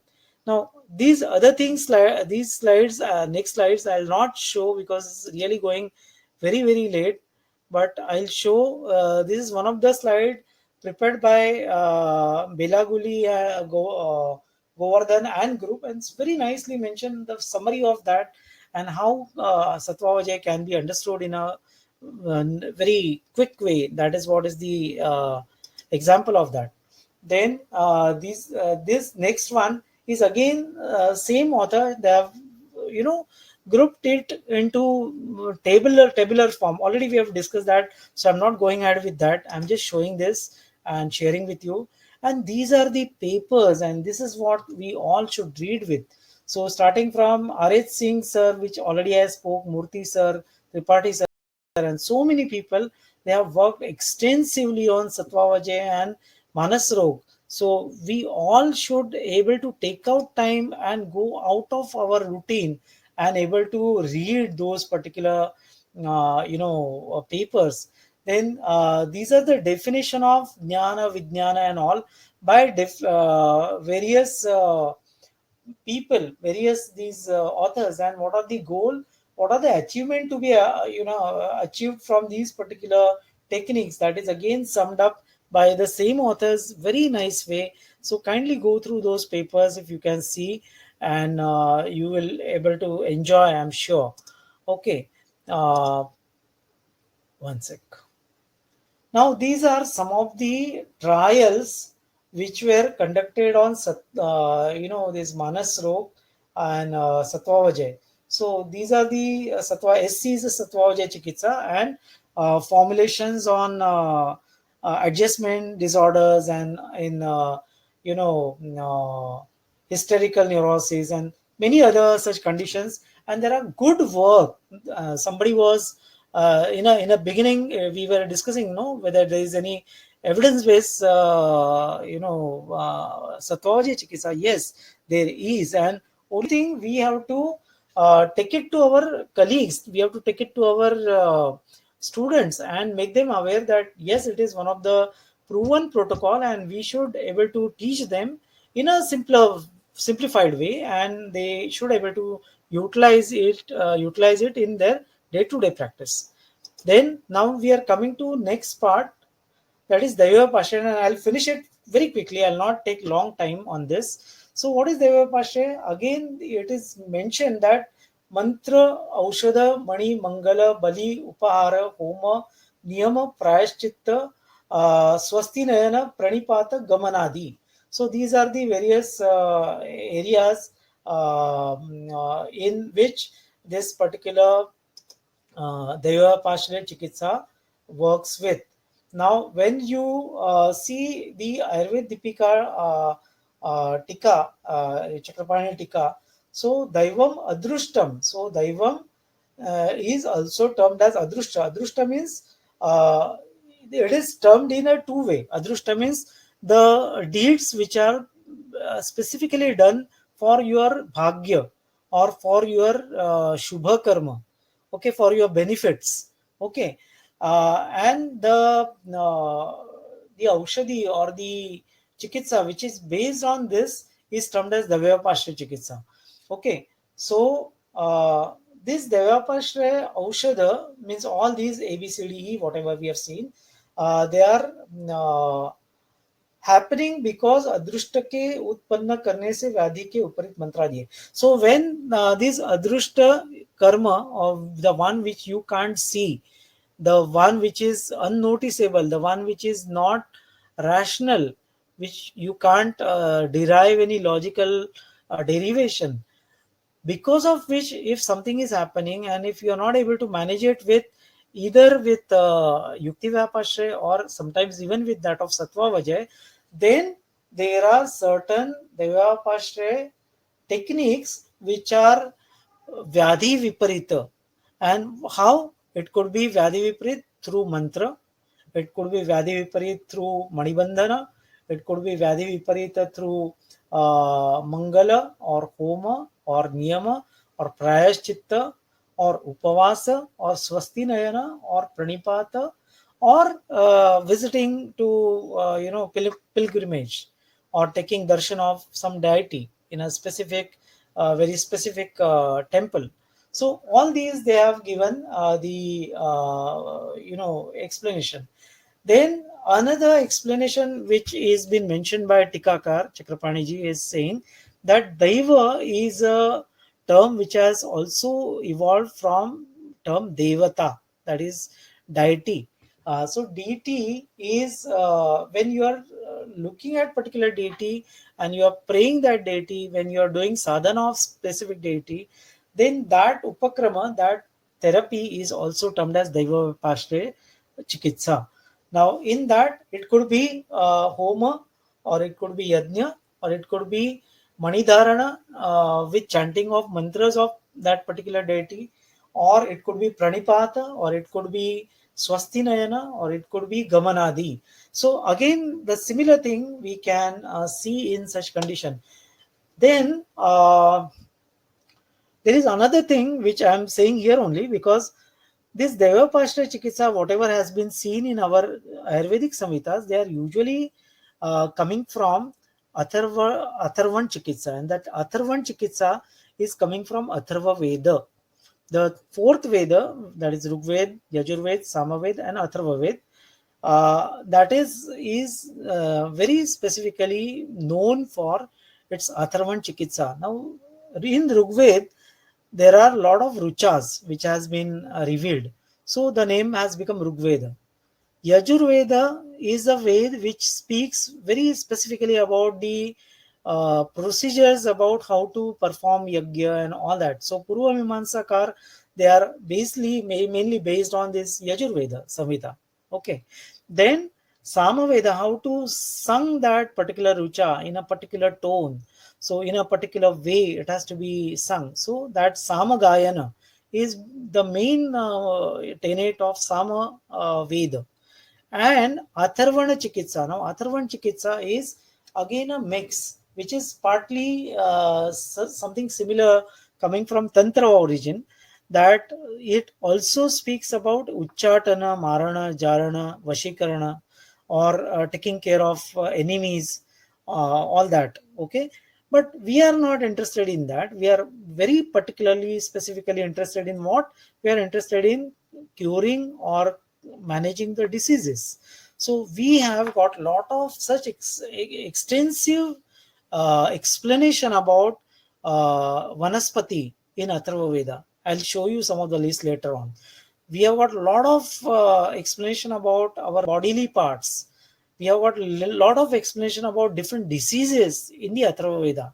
And then moreover, they are explaining about different kind of suktas. So there are suktas which are taking care of XYZ disease. While doing that disease, they give XYZ medicine to eat with, or to apply with, or to hold with, Manibandha. So that is what is the tenet of the Atharvan Chikitsa. Now we'll go ahead one sec. Yeah, in Ayurveda Deepika already we have seen this, so I'll skip this. Okay, uh, by mistake it is repeated. So these are the various components, and you are knowing the meanings of it. Sometimes we use this, Ratna. Huh?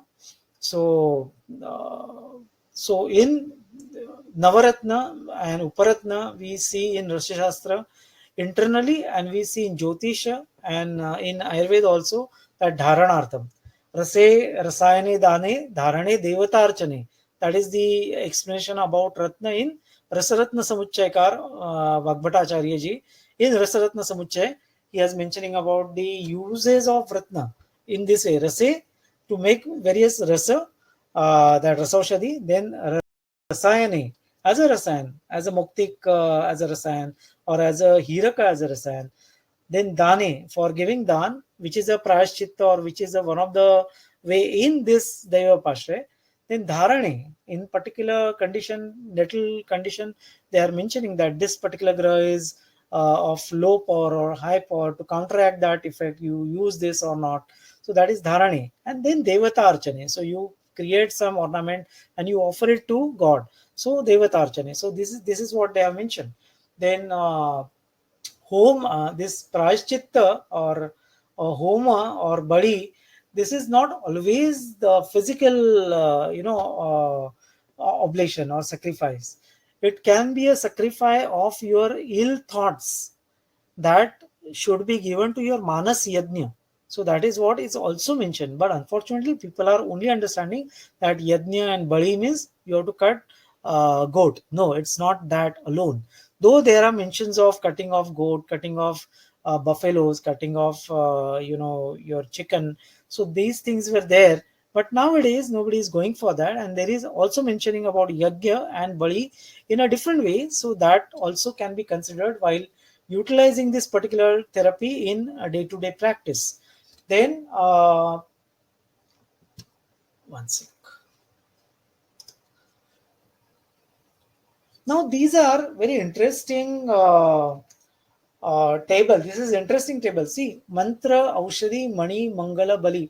Now you see the reference of them in Ashtangarudaya Chikitsa Sthan first, Ashtangarudaya Sharir second, Ashtangarudaya Uttar Tantra, then in Sushrut Kalpasthan. Then likewise, this particular scholar Shalini and her colleagues, they have tried to find out the mystic and spiritual healing, and they have published their article, very interesting article. They have tried to compile where you can see the mention of these particular various component of the Devapashraya in our Shastra.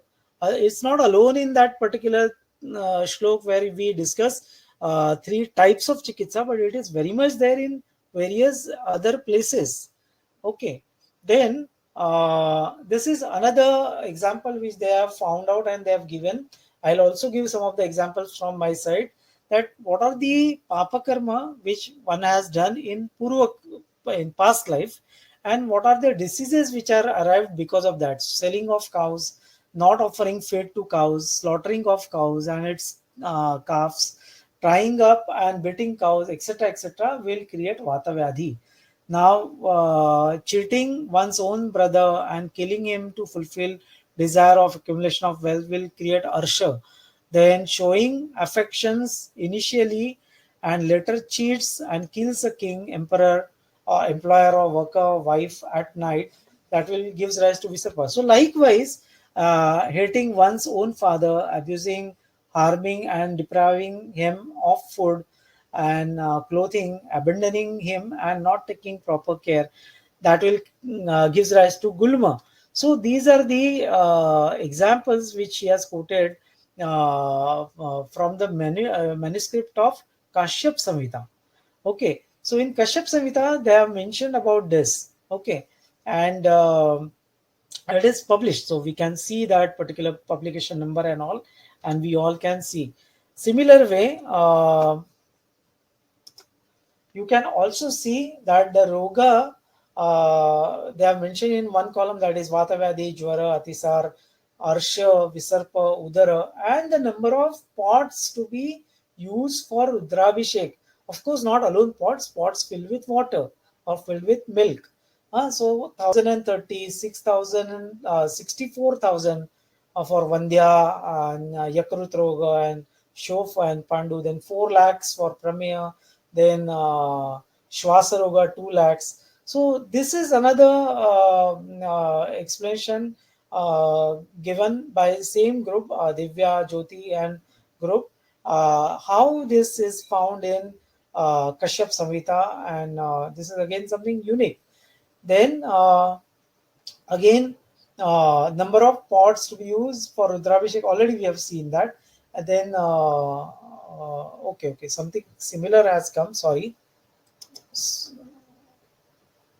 Sorry, same thing has come, sorry, please excuse me. Now another thing is Agni Mandya. Okay, that is Roga. Then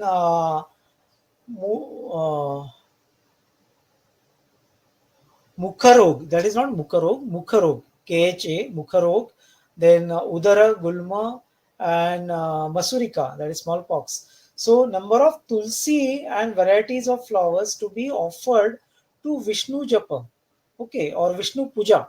So, 16 lakhs, then 1 crore, then 1 lakh, and 8 lakhs. Now, see, it is not just that Tulsi Patra or flower to be offered, but along with that, you have to chant that Japa, and when you do that chant, that has its own effect on the patient.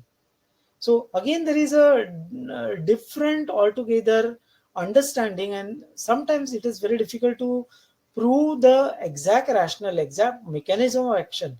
But if you ask me what is pre and post, that post results, many people they are mentioning that after doing this they are coming out of problems. So that is there, but the exact etiology is not known. Okay, now I'm showing some of these slides from Atharva Ved itself. The down part is in Marathi, but other things are, you can see the keywords in Sanskrit. Now, Sukha Prasuti Shalya Karma Sukta is mentioned in your Atharva Chikitsa, Atharva Veda. So they say that you do this particular sukta stavana while doing Shalya Granthi Vimochana, Aplavana, Ushna Jala Aplavana, then Yoktra Bandhanadi or Sukha Prasuti Sadhana. So they were knowing the techniques also, not just alone saying the chanting the mantras, but then they were doing that procedure, and along with that, it has been said that you have to do this sukta. Okay, there is another one which I am showing, that there is something known as Mani Suchi in Atharva Veda, and you will see so many. Oh my goodness! So there is Audumbara, there is Ekashakakam, there is a Karvira Mula, there is a Krishna Mrugarka Charma, then Khadira Ashwatta Mula, Khadira Phala, Tilaka, then Palash, Patha. So many of our Ayurvedic herbs are used to create Mani Bandhana, which was certainly new for me. I was not knowing. Frankly, I am honestly telling to all of you. Okay, so we have to actually read this, and then you can get leads basically. Okay, and then we can think little ahead, and we can think whether we can utilize this in our own treatment modality or not. Then there is a Roga Suchi. In Roga Suchi, you see there is something like Manyu, then Manya, that is Gandamala. Then there is something like Mutra Mochana Shalya Karma. So holding of urine, and for removing that, there is a Shastra Karma they have said. Then Yakshma, they are using it for Jwara, and Raja Yakshma again for Kshaya. So Yoni Veda Shastra Karma they have said. Then Rudira Strava they have said. In Roga Jantu, they have mentioned Lohita, Vandyatva, Varuna Pasha, that is Jalodhar. They have called Jalodhara as Varuna Pasha. So, because of Varun, that water has to be removed, and because of his sharp, that Varuna Pasha, it has been holded, and for that they have given one Sukta, and then they have given one Lepa. Then Vajikarana, then Vata Pitta, disorders, then Vidradhi, then so many things are there. So I don't again go one by one, it will take long time, but this is going to be on these slides, and those who are really interested can go through the list. Okay, I think it is same. By mistake it has come again. Then oh, sorry. Then Atharvavedic Roga Suchi already has spoke. Now there is a description of fever with chills. Okay, in particular Kanda, there is a Takmanashan Sukta, and in that it has been mentioned that uh, that fever comes with a difference of 1 or 2 or 3 days. And in bracket in Marathi, the author, that is Chitrao Shastri, Mahamahopad Chitrao Shastri, he has mentioned that this looks like malaria, though he is not a medical person, but he has also understood that in Ayurveda and in modern medicine, we are calling it as malaria or Vishama Jwara. So Tritiyakam, Vitritiyakam, and so Sharadam. So that is what has been mentioned. And they have mentioned that if the entire body is, like shivering with cough and with fever, then this is majorly it is because of balasa. Balasa means kapha, predominant, and this is a sahodara. Sahodara means a brother of kasa, that is cough, and and all that other things are mentioned in this particular sukta. Then there is Jwaranashana Sukta. This is by Kaushika Sutra Mata, and he has also spoken about fever with chill. And that time they have created which rucha has to be chanted, and what particular combination of water along with what kind of medicines to be boiled and to be utilized for giving him bath. So Jwaranashana Sukta. Okay. Then I'm showing something different now. This is from another very interesting Ayurvedic Nigantu, which is very famous in Maharashtra. But unfortunately, even this is also not available. The very few people they have this particular copy. Now, this is known as Niganta Ratnakar. Niganta Ratnakar is the name of that Nigantu. It has got two parts. First part is usually on, compendias like Nigantu, other Nigantus, and the second part is speaking about Nidana and Chikitsa. Okay, now over here you can see that he has very clearly mentioned that how Ayurveda and astrology can be clubbed together, and they have given that from which particular positions of planet, if a person is getting birth at the time Ketu and Buddha Graha are Anishta, then Ketu's Mahadasha, Buddha, if there is a Antardasha of Buddha, then that particular person gets Jwara particularly and other disease, but specific Jwara. And Likewise, they have given discussion. Then Jwara, Jwaropashamanopaya. In Jwaropashamanopaya, the second picture which I am showing here, they have also mentioned that this person, the patient, should able to listen Veda Shravana according to his own rights. So earlier days, people they never used to get chance to listen to Shruti or Veda. But now, if it is possible and if they believe in that, then we can ask them to do so. Then they are also supposed to make those particular Brahmins, those who are chanting this, to give them bhojan, and he should remember Lord Shri Krishna. Krishnaya Vasudevaya, that is what they have given. Krishnasya Smaram Shubham. So they have given the mantra also, and they have said that if you do this, Hanyad Ashtavidam Jwaram Kumudini Anatho Tatogram Tama. So it is with confidence they have said, if you do this, you will get the results. Okay. Then in another level, they are mentioning that apaharadi karma vipak. Now, devacha davyacha apahar kilasta. Okay. If someone stole some of the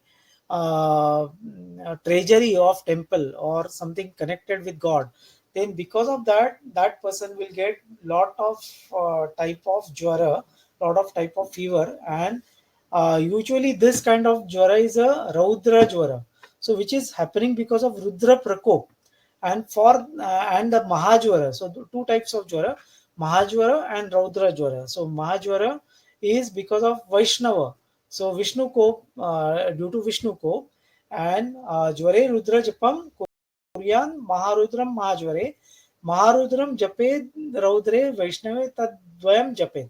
So while having these kind of problems, you have to do like Shamanopai with Rudra Japa or Vishnu Japa, and kind of Japa, Abhishek, home, all that needs to be undertaken. Now, okay, now this is that Sahasra Netrasya Sahasra Baho.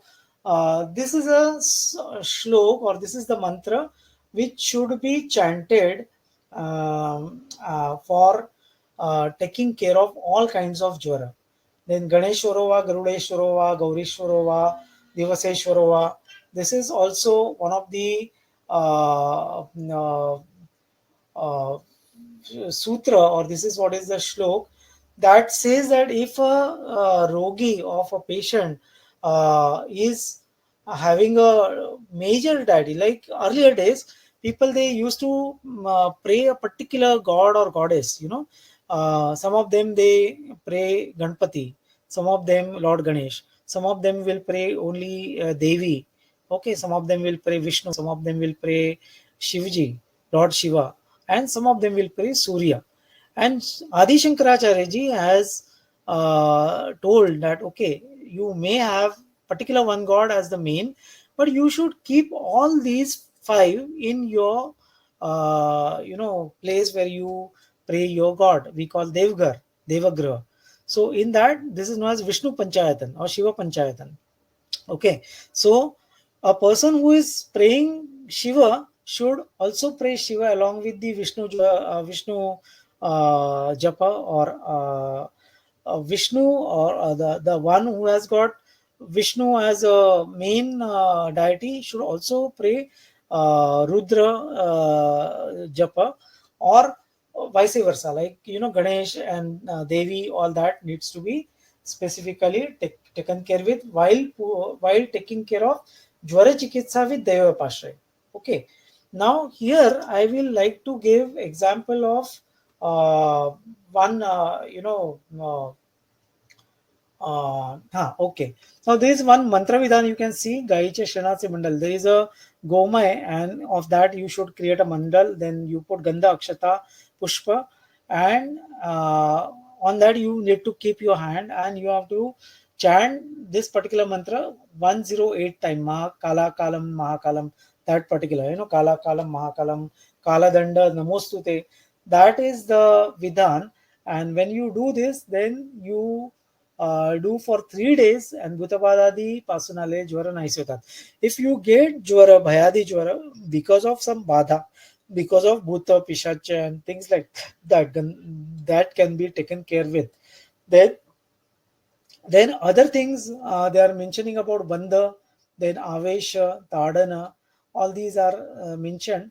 But I once again say here that unless and until we don't have proper understanding and proper adhikar in this particular way, it's better not to touch with this kind of stuff. The simpler one we can go ahead and we can utilize it, but this kind of stuff we have to refer it to a proper person if they are believing. If they are not believing, then just leave it, you don't get into that particular aspect. Then Langana Nished. Now when there is a Kamadikar, Shoka, Chinta, Prahara, then Bhaya, Bhutavada, Shrama, Krodha, Langana, anything which is a cause for a jwara, then in that you should not do langana to that particular patient, because we learn in our routine, Yukti Vyapashraya, langana is the first thing, right? So here it is a contraindicated. So we require to know the exception to the rule, and that is there in this Daivavyapashraya.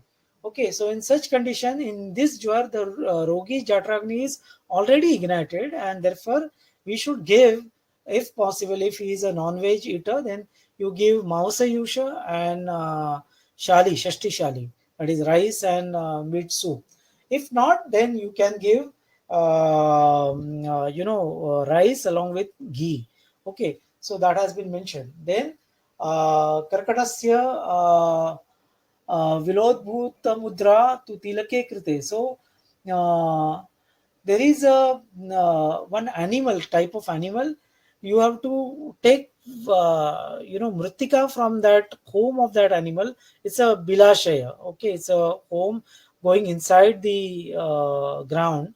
From there it has to be taken, and that tilaka of that mritika has to put to patient's forehead. That has been mentioned. I am mentioning what has been said.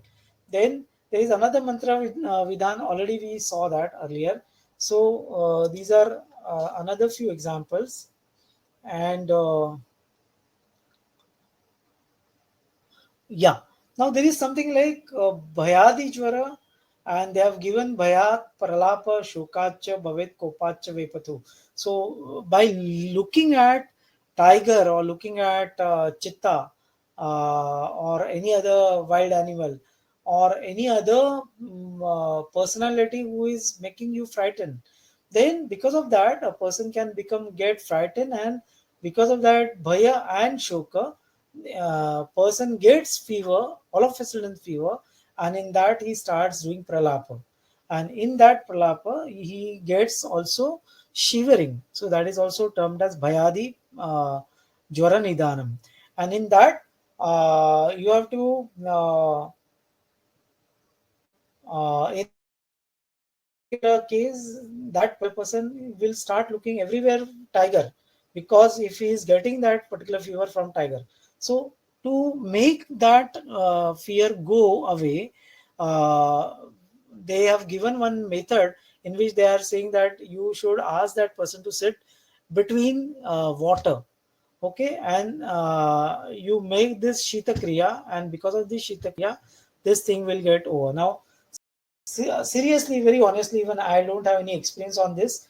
But why I'm mentioning to this, because so many of us are attached with the hospitals. So many do might getting such kind of conditions. Those who are not practicing in metro cities like us, but on the outskirts of some interior, where you may have come across person who has got jwara after looking at tiger or something like that, or maybe snake or something like that.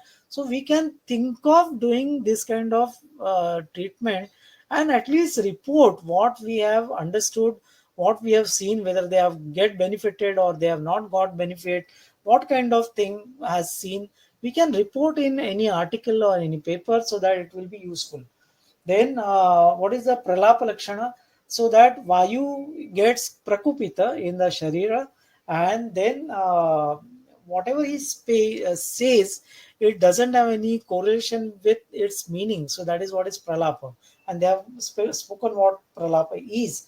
And in this pralapa, they have now jumped. See, within no time, though it is coming to Daivavyapashraya, then Satvavajaya, and now again in this particular shloka, they are mentioning the Chikitsa, where they are using Tagara, then Patha, then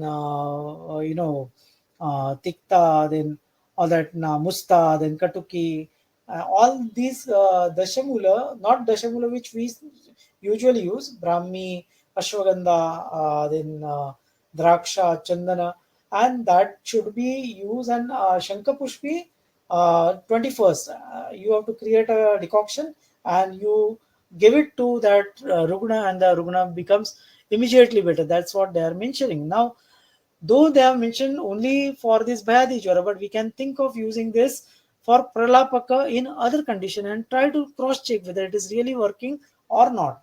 That is what my plea to all of you.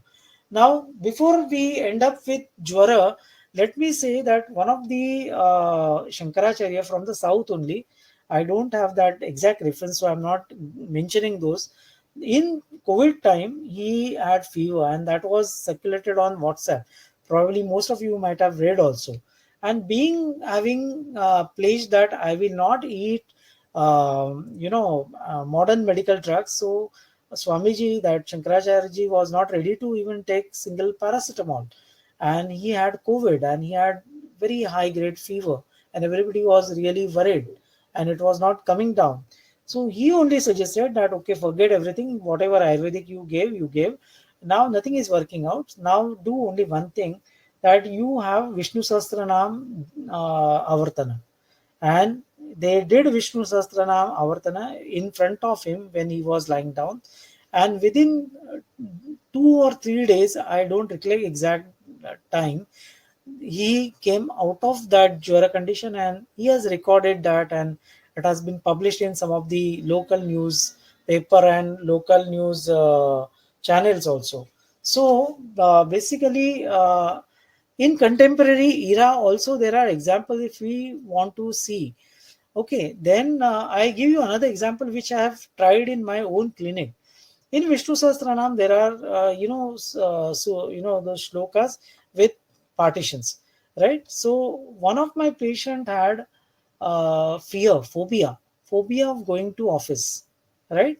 So he used to go close to that bank and used to come back, and he had been to psychiatrist, he has been to neuro, then homeopath, Bach flower remedy, then other Ayurvedic colleagues, yoga therapies, and ultimately landed up with my clinic.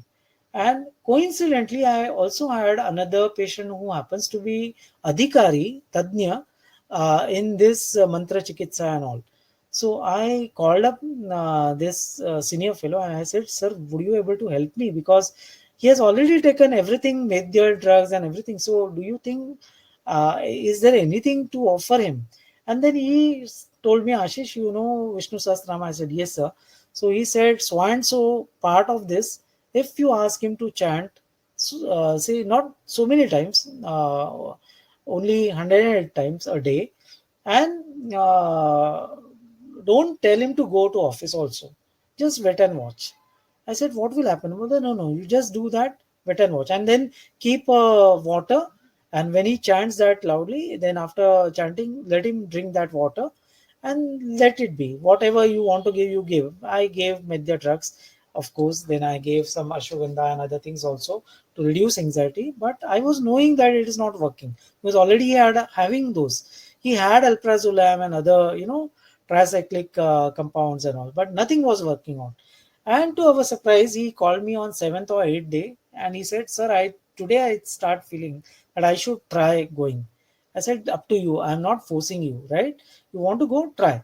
Are you chanting?" Whether, "Yeah, I'm chanting. I don't know whether what will make difference, but I'm chanting. Since you have said, I'm doing it." And he went to office. He entered the door, and again he came back that day. 2 days happened that way. Third or fourth day, he went to his desk. He opened the desk and he met his senior, and half day he was there, then he came back, and then almost from second week onwards he started going, and with no problem, no problem. Now I don't know how this is happening, and here I agree with Sushruta that sometimes Prabhav is the only way to explain. Achintya Viryam. Like you can't realize, you can't mention that what is actually making the difference with that particular patient by doing this chant, or by applying this Manibandha, or applying, or drinking this particular combination which they have mentioned. So not all the time that we can rationalize, we can give logical explanation, but sometimes like this also it happens. Now coming to Unmada, another important thing, already that slide has gone earlier, but particularly in this particular grantha, that is Niganta Ratnakar, and in Jyotisha also, they are mentioning a topic known as Karma Vipaka. So if you have done something wrong in your earlier past lives, then you get to suffer particular way in this particular life. Okay, now whenever I used to read this, I used to smile. I used to have a question mark, is it really true, or is it like that only? And I had one case at my parla clinic, one South Indian lady. She was I think Tamilian. Okay, and she had horrifying low back pain, horrifying. Okay, had already been to orthopedician, already been to physiotherapist, taken traction, everything was specific. And I said, okay, you have to take this. We gave Shamana, we gave Shodhana in that, because that particular clinic was not having facility of doing Basti. So I was compelled to give no, Snehana, on more focus on Snehana and Svedana. And I gave Nadi Sveda, then Snehana, and then Kati Basti, and all that we did. And she was improving in a great way. Okay, and then I said, would you like to give me your patri? Because I already mentioned, I myself have learned Jyotish, but more than me, my mother is already very much into it. So in such conditions, we used to cross check the planetary positions and all. And my mother saw her patri, and she saw it, compared it with Bhrugu. Okay, in Bhrugu Samhita, there is a compilation of so many kundalis. And if it is matching with one of them, and it was mentioned that she was in earlier life, she was Brahmin. Okay, and she has hit cat, okay, with a wood, as a burning wood, and it has got hit on her lower back, and that's how that cat became started limping, and she gave curse. That is what the story was. And then I read, then mummy said कि अरे ऐसा इसमें आया है. Now we don't want to go ahead and do some rituals, you create that gold ka cat and all that. We don't go ahead in that direction. Okay, but that was the story. So I just paid attention and laughed upon, and then forgotten. Okay, then she was being called by her grandfather. He was in Tanjore, and he said, I'll again check your things with my resource. And I haven't told this story to this lady, right? That Bhrugu Samhitana. And he checked it with either Nadi Grantha or Bhrugu only, I don't recollect. But he saying the same story. And he said that from other instruction, you will be treated by Ayurvedic Vaidya. And this is what is his description, which was matching with me. And he said that your spine is broken into two pieces. That was another thing which he mentioned, which was not there in our findings. When she came down, she called me up. She was better. Of course, she was better, much better than earlier when she came for the first time. And when she told me, I said, why don't you just do once again your simple digital X-ray? I don't want to go ahead with CT or MRI.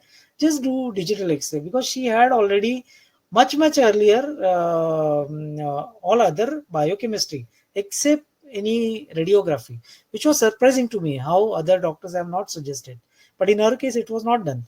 And when she brought that digital X-ray to me, to all of our surprise, it was spina bifida. I repeat, it was spina bifida. And then I told her story. Then she also told me that, sir, my grandfather also said, you remember? I said, yes. So that was the point when I started slowly thinking about it. Forget believing, thinking it may be possible. And then later on in my life, I learned hypnotherapy. I learned past life regression therapy. I saw my own past life. I made people put into past lives. I also saw other therapies which are, other advanced ways. And then I realized that what our Shastrakara and our ancestors they are mentioning our Samhita, we are not reading that seriously because we are not knowing the basics, and we need to expand our consciousness to understand that. So coming down to this karma vipaka, this is the example, precise example of karma vipaka. If something has been done wrongly with somebody in earlier life, then he has to have get manifestation of that particular disease condition in this life. Okay, so okay, now if a person is having moha, and if he stores the important valuables from the others, then in next lives, one of the life, that person will get problem of unmada. That is what has been mentioned in unmada roga karma vipaka. And to have this effect minimized, because it is bound to be there, it is nothing like you are going to have zero, but to make that effect manageable, to make that effect acceptable, they have given some parihara. Parihara means prayashchitta, and in that they have mentioned Kruchra and Chandrayana prayashchitta. Now, what is Chandrayana prayashchitta? So you have to start eating a small morsel of food, and as the moon start growing in the lunar phase, so likewise on 15th day it is become half, so you get half roti, otherwise a core of that roti, then two core, three core, four core, and quarter, then half, then three-fourth, and full roti. And again next cycle you go back to one, and only one time, not even second time. So it's a ekabhukta and chandrayana vrata. So if you do this, and if you chant Saraswata Sukta, so there is a sukta known as Saraswata Sukta, and for that, Sangata, for that Vidhi getting completed, you do Brahmana Santarpana. So you call up those Pandit and you give them some particular dhan, and you make some puja, and you finish that. So that will reduce the problem of your Unmada. Now, this is what has been mentioned. Now again it is a uh, part to be studied as a research. If we have, see, hospitals like Nimhans, where you get lots and lots of cases of Unmada, or maybe in some of the Ayurvedic colleges also must be tackling lot of cases of Unmada or Apasmara. So in them, we need to take them reverse way, maybe through astrology, maybe through hypnotherapy, maybe through past life regression, and try to correlate whether we can get something like this, and without holding them their medicines, because that will be unethical. And we have to take actually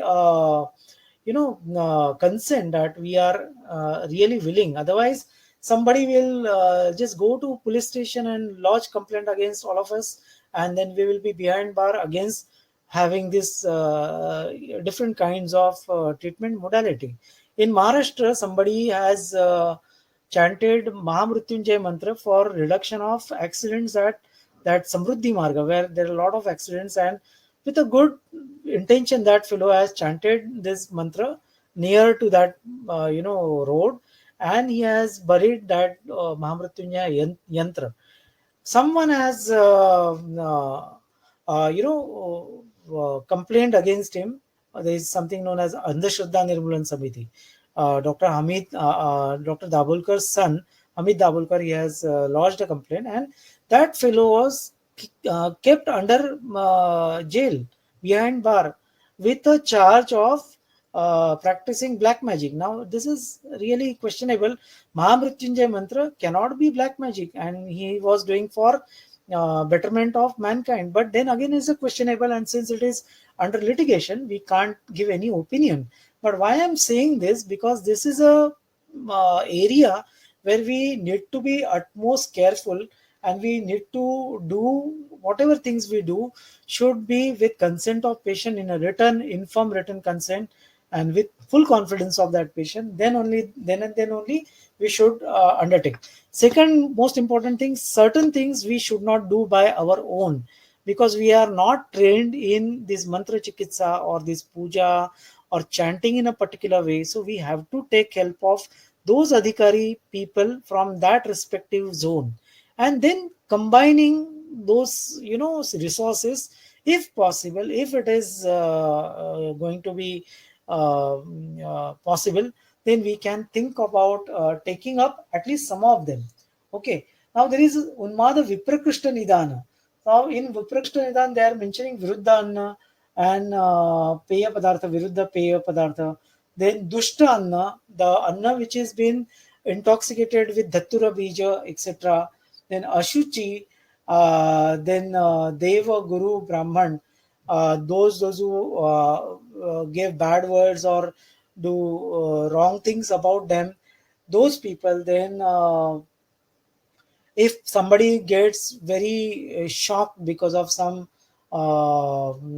very fearful condition, or get very happy because of something very different kind of condition, then that can also gives a shocking condition to the mind, and can ultimately get into this mode of unmada. And this is not sandhikrushta, this is viprakrishta. This is a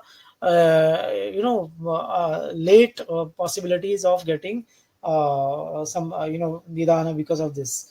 And samprapti, I'm not getting into that. Now let us go ahead. Now there is apasmara. Okay. Now in apasmara, karma vipaka says that if somebody is staying along with guru, master, or his dhani means in other way master. First master is guru, other way master is where he is serving, working with.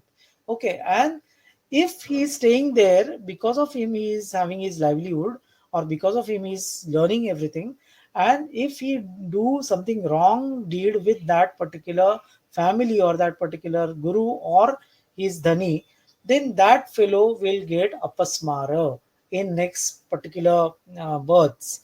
And again there they have mentioned Chandrayana Prayashchittam. So they have said they should do Chandrayana. Okay. Now there is another mention that there is one Bauddhayana Vachana in Shruti. And in Bauddhayana it has mentioned that if someone kills Brahmin by throttling, by making obstruction to his breath, then that particular person will also get apasmar. That is the apasmar karma vipaka I'm saying, as mentioned in the Ayurvedic text, as a part and parcel of this Daivavyapashraya Chikitsa. And for that they have mentioned dana and homa havanadi kriya. And then they have mentioned this homa havanadi kriya, which I have not mentioned. Then they have also mentioned that particular person having particular graha in specific sthan, like Shani, Mangala and Ravi, if they are there Ashtama sthan, okay, then that particular person will have nana prakar se vyadhi, means different kinds of diseases. Vadha means he will get killed, or apasmara pida. So that is what has been mentioned, Shani, Mangal, Ravi. Okay, and for that, then they have given what can be done for minimizing that trouble with reference to Shani, Mangal, and Ravi, and what kind of koma, dana, snana, ityadi, prashchitta, ityadi to be undertaken. So this is what is another interesting detailed description about apasmara. Now, Bhutadigraha is again very clearly mentioned in Unmada, and they have said that uh, uh, how it is happening. They are giving how this Bhutadigraha enters into the body, and they have given all that. I'm not getting into that detail, but then they say that because of that, a person gets terrific problems. then it is considered to be asadhya. According to Ayurvedic script, it is considered to be asadhya. And bhutadi gravishta manushasya vartanam. So they are mentioning different kinds like Devagraha, Devashatrugraha, Gandharvagraha, Yakshagraha, Pitrugraha, Sarpagraha, Rakshasagraha, and Pishachagraha.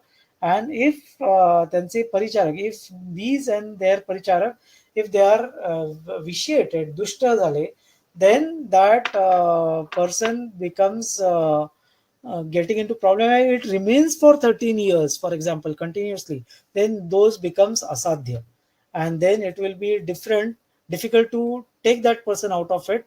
That person's nature becomes different with reference to that particular graha according to this script, that is Nigantaratnakar. I am giving reference from Nigantaratnakar. Now, after mentioning all this, there are another few suktas I will mention and will stop. Okay. Uh, these are already I have mentioned. Now, there is something very interesting, Kesha Dhrudhikarana Sukta. So, they have given particular sukta and certain combinations to be applied, and they are to be chanted while doing that. Kesha Dhrudhikaran. Then Kesha Vardhini Aushadhi Sukta.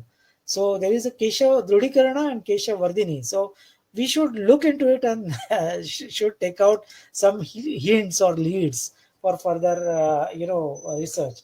Then Kruminashana Sukta. And Kruminashana Sukta, Kaushiki Suti has specified. And this particular Kruminashana Sukta is for go, means for cows. And in cows, if it is there, then what kind of thing has to be done, which medicines to be used, all that has been mentioned in the Sukta, and that needs to be chanted. Then Kruminashan Sukta, if to be used for human being and for Roga Jantu Nasha. So to make that Krumi Jantu destroyed, they have mentioned about Karira Mula Manibandha. Now that Karira Mula is probably Karavira Mula. That is what has come into the discussion part, and then they have given the sukta. And in this particular slide, you see the translation. We can see the number and we can get the original Sanskrit sukta also. Okay. Then we can see Roganashana Palupada Sukta. In that, they have mentioned about Kshetriya Roga. So, in a particular localized condition, they suggest to use this Roganashana Palupada Sukta, and they have specifically Kaushika Sutramata. It is for Kshaya, Kushtha, Apasmara, and also Asadhya Kshetriya Roga Pariharartha. And in that, they are saying that that Rogi should be given Jalabhishek with certain combinations while doing this sukta. And they are also mentioning that that Rugna has to wear a Arjuna Kashta. Arjuna, we all know Arjuna Kashta. Yava, that is Java, Yavatusha, and Tila Manibandhan. So you have to crush that Arjuna Kashta, Yavatusha, and Tila together and create a mani, and then it has to be tied. Okay, like we have read somewhere in the final year in a Gynec that Sahadevi Mula has to be tied in Garbhini. So that time also I was having question. I asked several times, but nobody was able to answer properly. But when, because of our this Indica platform and this, this particularly Ayurveda conversation conference, when I had been asked to speak about this, and when I studied Atharva Veda once again, revisited it once again, then I could get these kind of references. And those time I was in second year, so what you read in second year and what you read after practice of 32 years after teaching and all, it makes a lot of difference. And Kushtanashana Palupada Sukta, it is by Bhrugangirasa Rishi, and Devata is Kushta. And here you use Kushta, that is Kut. And then again, there is another possibility they have said that it is also used apart from Kushta is Kutajam, that is Kuda. Okay.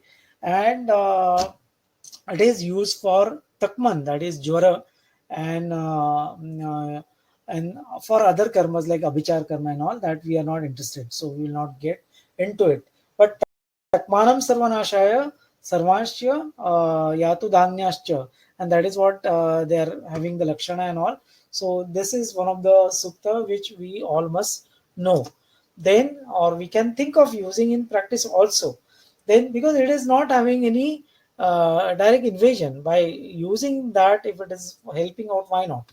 Then Manasa Yajna Stavana Sukta. See, there is a mention of Manasa Yajna. In the earlier Satvavaje, I spoke about Manasa Yajna, and here it is very direct. And Brahman Rishi and Yajna Devata, in that they have mentioned about Manasa Yajna, and that needs to be chanted by all those who require good mental health, according to this particular kanda of Atharva Veda. Now, this is another interesting part from your same Niganta Ratnakar, I'm saying. And here on the in the earlier lines, you can see the shloka, and the down the line, I have made it translation that full moon, if it is there, any lakshana of graha, then it is Deva graha. Morning and night, if it is happening, that is on a Sandhi Kali, then it is Asura graha. On Ashtami, if it is happening, then it is Gandharva graha. Then Pratipada, that is first day of the no moon, then it is Yaksha graha. Then Krishna Paksha Amavasya, then it is Pitru graha. Then Panchami day, daytime, if it is happening, then it is Sarpa graha.